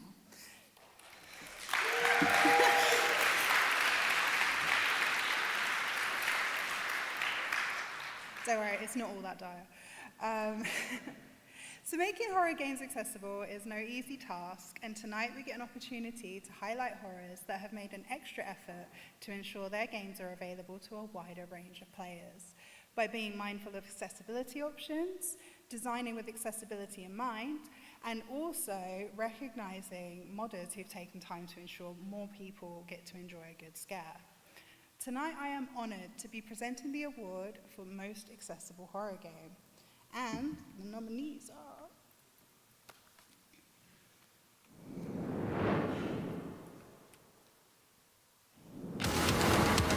My prediction has come to pass. They come seeking anomalies. I fear they will only be content when this place is reduced to ash.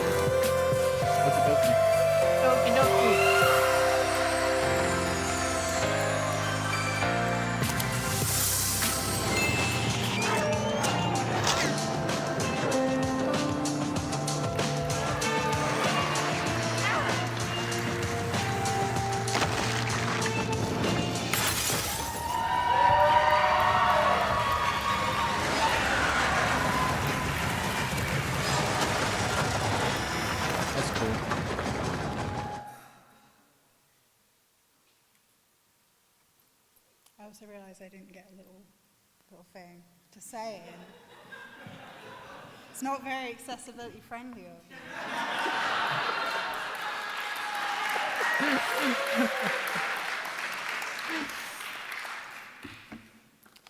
And the winner is Little Nightmares 3. That's what's up.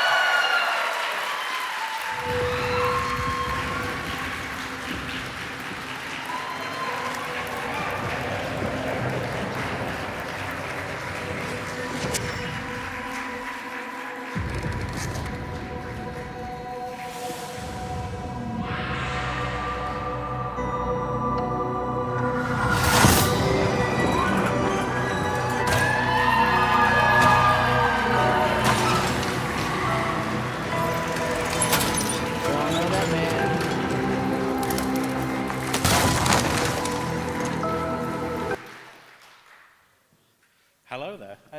Just because no one said it yet, damn, there's a lot of people out there tonight.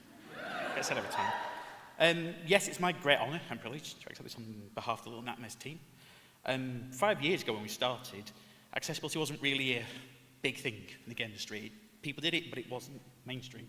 Over the last 5 years, it's definitely hit more and more. Yeah. But not necessarily in the horror industry. If we look at it here, we only really had like The Quarry, like Will Bells back in the day with his team did it. We hopefully took it further. Can't wait for Director 2080 to take it even further. But yeah, thank you very much. Hopefully we'll go further with this.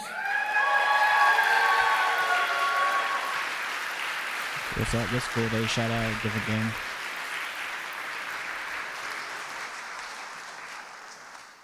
Right, so we're drawing to the end of the night, but we've still got enough time to squeeze in a few more games for your wish lists. First up in this segment is The Crowned, a surreal survival horror where you decide whether you'll survive the ruined world you inhabit or destroy it completely.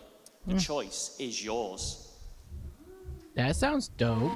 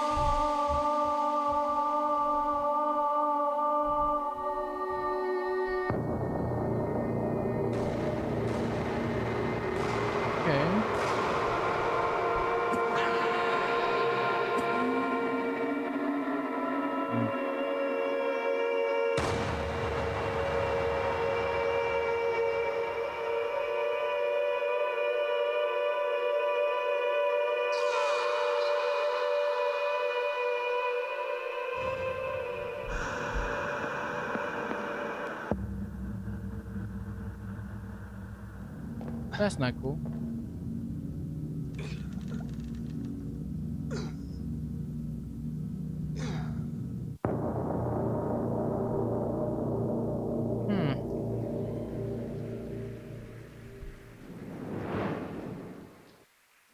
That's cool.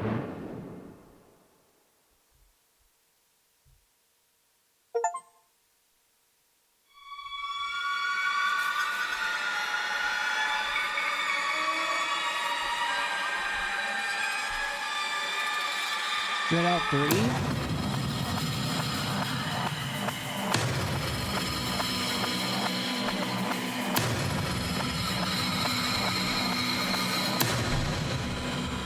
Dread Out's a good series.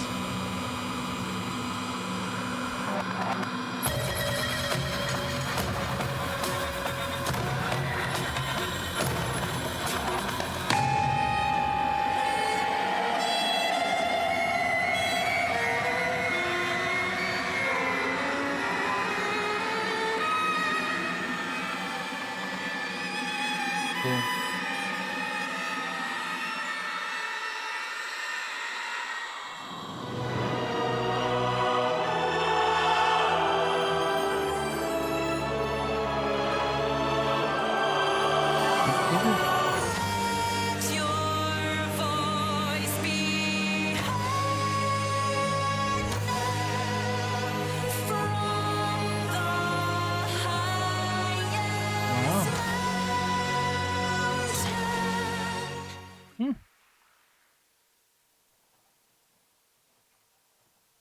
That looks dope.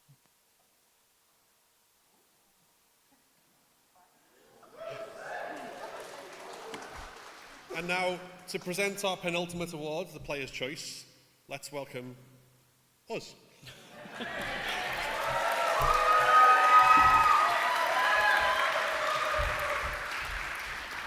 The Player's Choice Award, like the Horror Content Creator of the Year Award, is entirely voted for by the public. It starts with an entirely open nomination process from which we choose the top 30 most popular games that the public have chosen, and then we whittle it down to 5, and from those pick one. And that's where we are today. Yeah, with thousands of votes from across the world informing our top picks, the variety of horror on display is a testament to the genre that is always innovating, experimenting, and finding new ways to connect with its audience. From fighting through the puppet-infested streets of the 60s Japan to manipulating the physics-based fun in the world devoid of humans and all of the haunted houses in between. Jesus Christ. You have spoken about what deserves a trophy here tonight, and it's all damn pretty well weird. So let's check out the nominees. Check them out.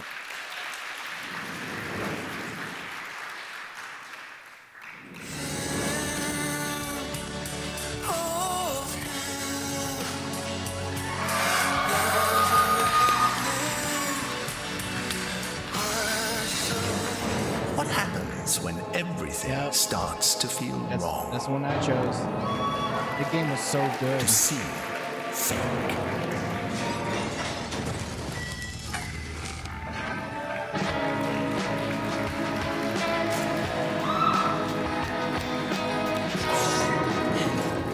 Okay, guys, I have a plan. No! Stop! No, Michael, don't get involved in this. Give it to me. No.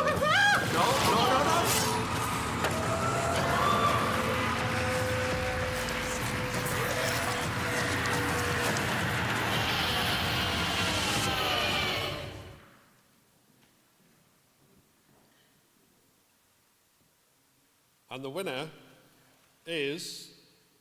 No, I'm Not a Human. Nice.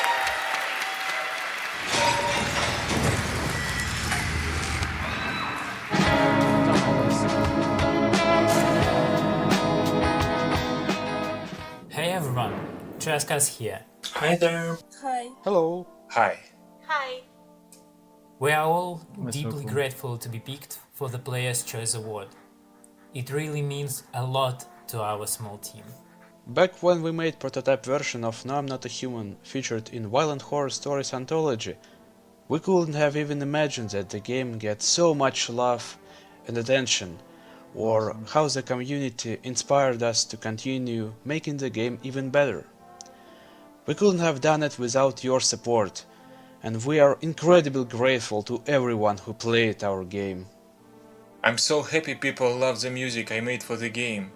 The game's soundtrack is my first ever full release, and I put my all into making it as immersive as I could. Seems like some of you are even continue listening to it even outside of the game. That really means the world. Big thanks to all the fans for all of your wonderful creations. The creativity just blows my mind. I'm also deeply touched by all the positive comments on Mindsweater's artwork. The game's art style really caught on, so many fans tell us how unhinged or unique it is. I especially love how our fans depict the characters from the game and put their own spin on them. Seeing so much fan content and feedback really inspires us to make Known the Human even better and also work on new projects. We will take this energy and use it to bring even more unique experience to you in the future. None of this would have been possible without the help and support from Critical Reflex.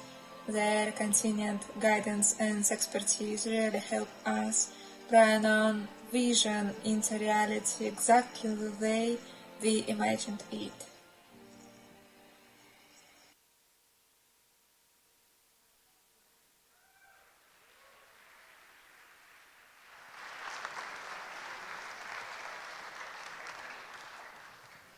Okay, everyone, there is but one award left on our unholy altar. Let's do it.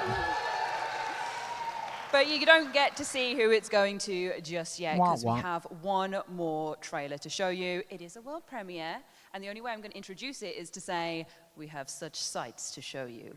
Yeah, let's go, Hellraiser! Let's fucking go! Oh, I'm so excited for that Hellraiser game. God, I'm so excited.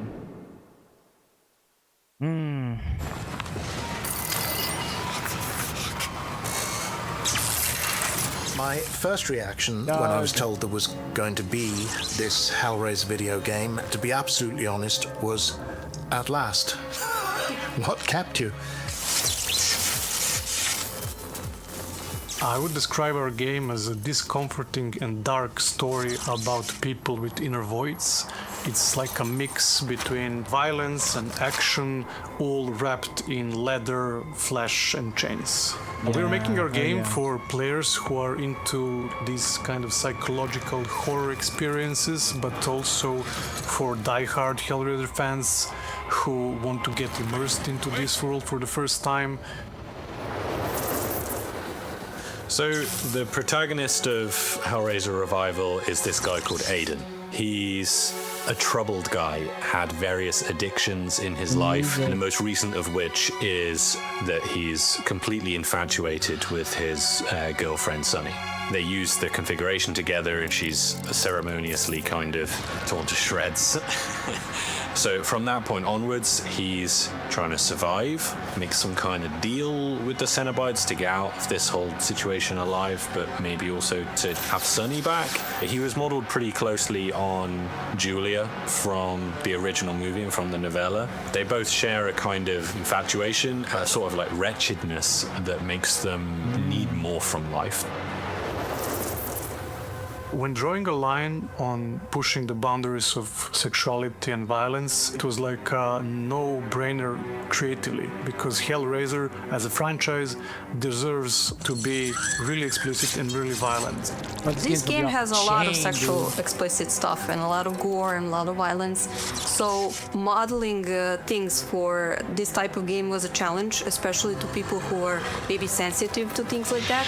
You know, we had to look at references, so we were very careful what we were looking online and where we were looking at online, but in the end we are all artists, so we look at our subject in a different eye. So something that's maybe sexual or very disturbing to others, to us it's just a subject. We have to bring out the theme, we have to invoke a feeling, so we kind of, you know, detach from it or look at it from a different perspective than like a regular person would. If you shown some of the stuff that we did to my parents, I think they would be probably, you know, very shocked. And I was like, This is, normal. This is every day for me. People who are sensitive to mature content should be definitely wary of playing our game. It's not for the faint of heart. It's a truly visceral and discomforting experience, and we did not hold back. If you want simple ideas, don't go to Clive Barker, because you're not going to get them. He made certain that we understood the soul of the work, the soul of Hellraiser. He made sure that we understood that. From that point on, he was pretty nurturing. Any decision that we made, as long as we held that soul of Hellraiser in our hearts as we made it, he was supportive of, and he trusted us as people who knew games to translate that soul into this medium. Clive is an imaginative powerhouse. His head is a restless place of constant invention. If I had to summarize him, then I would, without any hesitation, call him a genius and a friend. And to know that we are very nearly 40 years from when we shot Hellraiser, and to know that Clive has been involved and had a lot of input into this game, and to be part of it again myself, is strange. And how could I have ever expected that when we were shooting Hellraiser at Cricklewood Production Village 40 years ago? It's remarkable and it's wonderful. One of the key concepts that we wanted to incorporate into our game was that duality and contrast between the teams. So like this famous sentence, angels to some and demons to others, which always resonated in my mind whenever I was making decisions. It's all like in the eye of the beholder. For us, it was like it can be macabre or it can be beautiful. The contrast between, opposing things was very important to bring out in the game. The design goals that we set for ourselves when it comes to violence and gore is getting to the feeling of discomfort in our players. We wanted to feel discomfort while watching these gruesome scenes, but never to be gratuitous in a way, never to do violence for violence sake or sexuality for sexuality's sake, but to take it very seriously and to just honor the storytelling. It's all in service of the story. And Clive Barker, his stories never backed down from being violent or having these sexual themes. Very true. And we wanted to honor that. Okay, so when I saw the fan reacting to the announcement of our game, I basically did the most Hellraiser thing you can imagine. I cried. We know that we have a dedicated core fan base of the franchise, but seeing how big that fan base is how much they actually like and approve what we're doing, just give us so much more, motivation to keep going what we're doing and make a great game. We didn't really know for sure whether the world wanted a Hellraiser game like what we were making, and when they reacted to the announcement of the type of game that we were making, that this was a proper single-player premium survival horror experience, and that was exactly what they'd been wanting and kind of lacking. 99 out of 100 comments or reactions or whatever that we got on the internet were just like beaming positivity. Yeah, no. It was like such an outburst of emotions because in game dev cycles you develop a game for 2, 3, 5 years sometimes, and you work in a really closed environment with your colleagues, and there is no external recognition of that, right? And then at some point it gets validated with such positive response from the audience, and that made me really emotional, right? And then also the whole team, I'm really proud of them for achieving that. That's like a really huge milestone for us as a studio. Fans are going to be scared, and they are going to have a great time being scared, which is exactly how things should work in the wonderful world of horror. Oh, I cannot wait.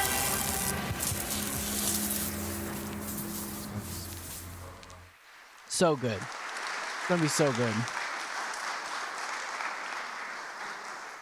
Can't wait to take a Cenobite of that. Yeah. Thank you. Well, we've made it to the end of the evening, and what a night it's truly been. We've got one final award to cap off the evening and one final special guest to present it. please welcome Austria's biggest gaming YouTuber and horror game fanatic, Luigi Kid. Luigi!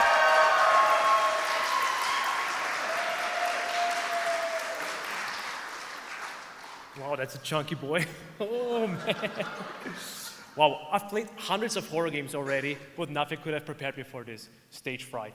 But I'm gonna tank for this and log in, so no worries. First of all, thank you so much to the team and everyone here for having me. It's such a pleasure and a great honor. And thanks to everyone that is here in person and watching the live stream.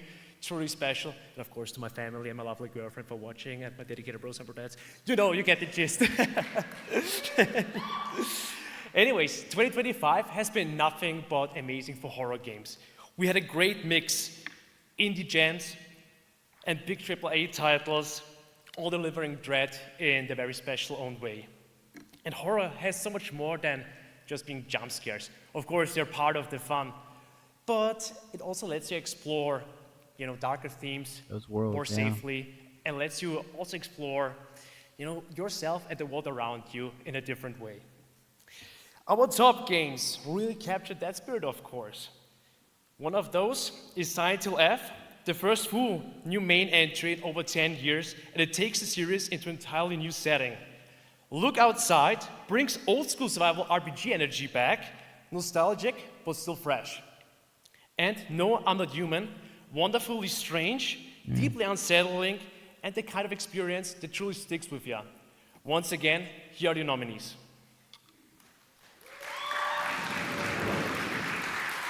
Game of the Year.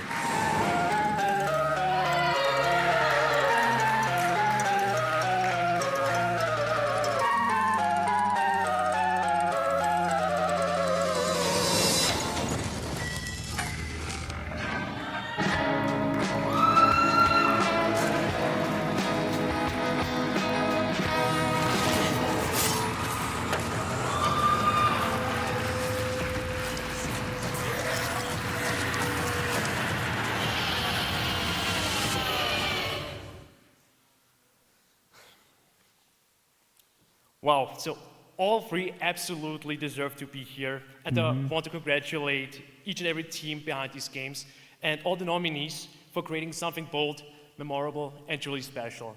An applause for everyone, please.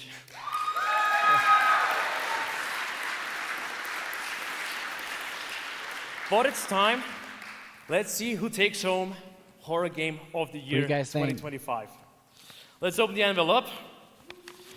The winner of Horror Game Awards 2025 is Silent Hill F.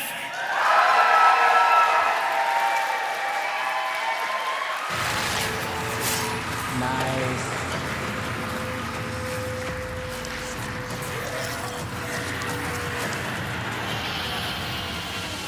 We're filming so many excellent horror games.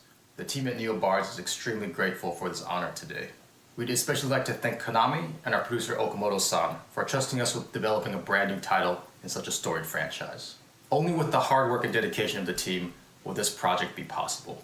And we'd like to thank you again for this honor today. But most of all, we'd like to thank you for enjoying Silent Hill F.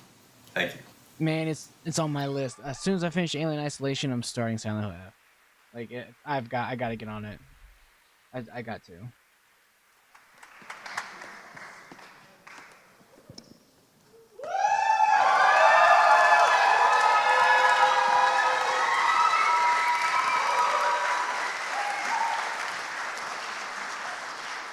Well, what a night it's been, and congratulations to all of our winners for all of our awards. But it's worth noting that this has been an absolutely stacked year for horror games. So every single winner, but also every single one of our finalists and every single one of our initial nominees, all deserve to be here, all deserve your attention, because that's what we're all about, is celebrating horror games and giving out horror game awards. Now, before we go, our wonderful sponsors at Lost in Cult have asked me to remind everyone who is here in attendance that you have a goodie bag on your seat, and please do take it away. It is intended for you as guests. So that's the request that they've asked me to put to you. And now I'm going to ask all of them to please stand up so we can give them a round of applause. Get on your feet. Good job, guys. For the first in person, yeah, even with the technical issues, it wasn't. I mean, pretty solid. I'm gonna lie. Hopefully next year they can do it again. It's been a remarkable journey coming from making a couple of YouTube videos to doing a full live streamed event in person like this, and we wouldn't have been able to do it without them. So thank you very much. Really, really appreciate it. Yes, a full event in person. So we're here to thank you guys as well. Thank you so much for coming, for sitting at our little tables that we've done all little decorations on and being here and cheering. It's so good. Thank you so much for being here. And thank you so much to our wider Horror Game Awards team as well, who I'd like to give a massive, massive shout out to. We've got Steve, we've got Nick, we've got Andy, Dee, Lizzie. There's loads of people with loads of shout outs. Can we give them a massive round of applause, please?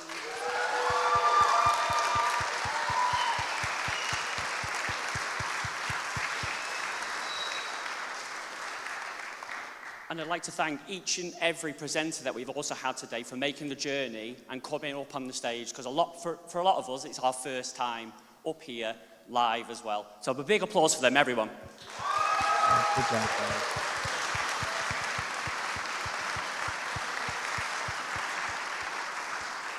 Yeah. 2026 promises to be a really stacked year with horror games, so we can't wait to come back again with another live show in December 2026. Yeah. So, to everyone here in the audience and to everyone watching at home, thank you very, very much for watching. We hope you've enjoyed it, and we will see you again next year. Let's go.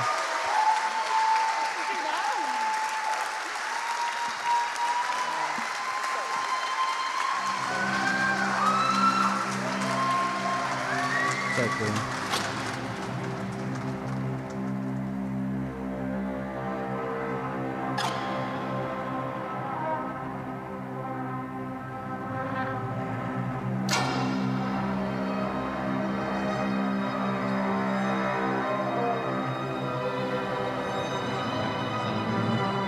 Coordinator.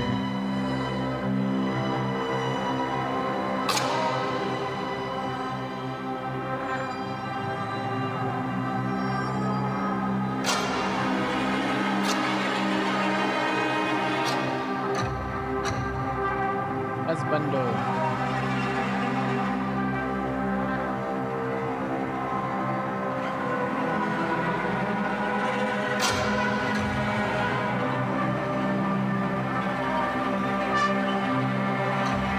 That's so dope. I like how they have the names, like of the prisoners and the judges and everything. That's pretty dope. I'm gonna put it into the atmosphere now. Maybe next year I'll be a judge. It's gonna be another year of growing. You know, we're still getting into this, but I'm very, very blessed to be able to co-stream it. So I'm very lucky, and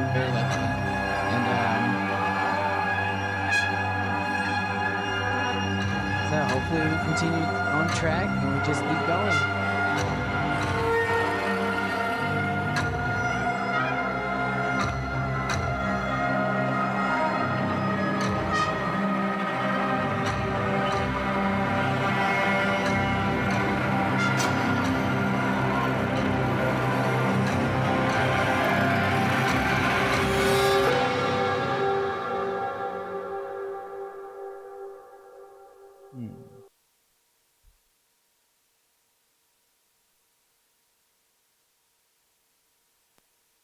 Midsummer Night's Scream on June 1st.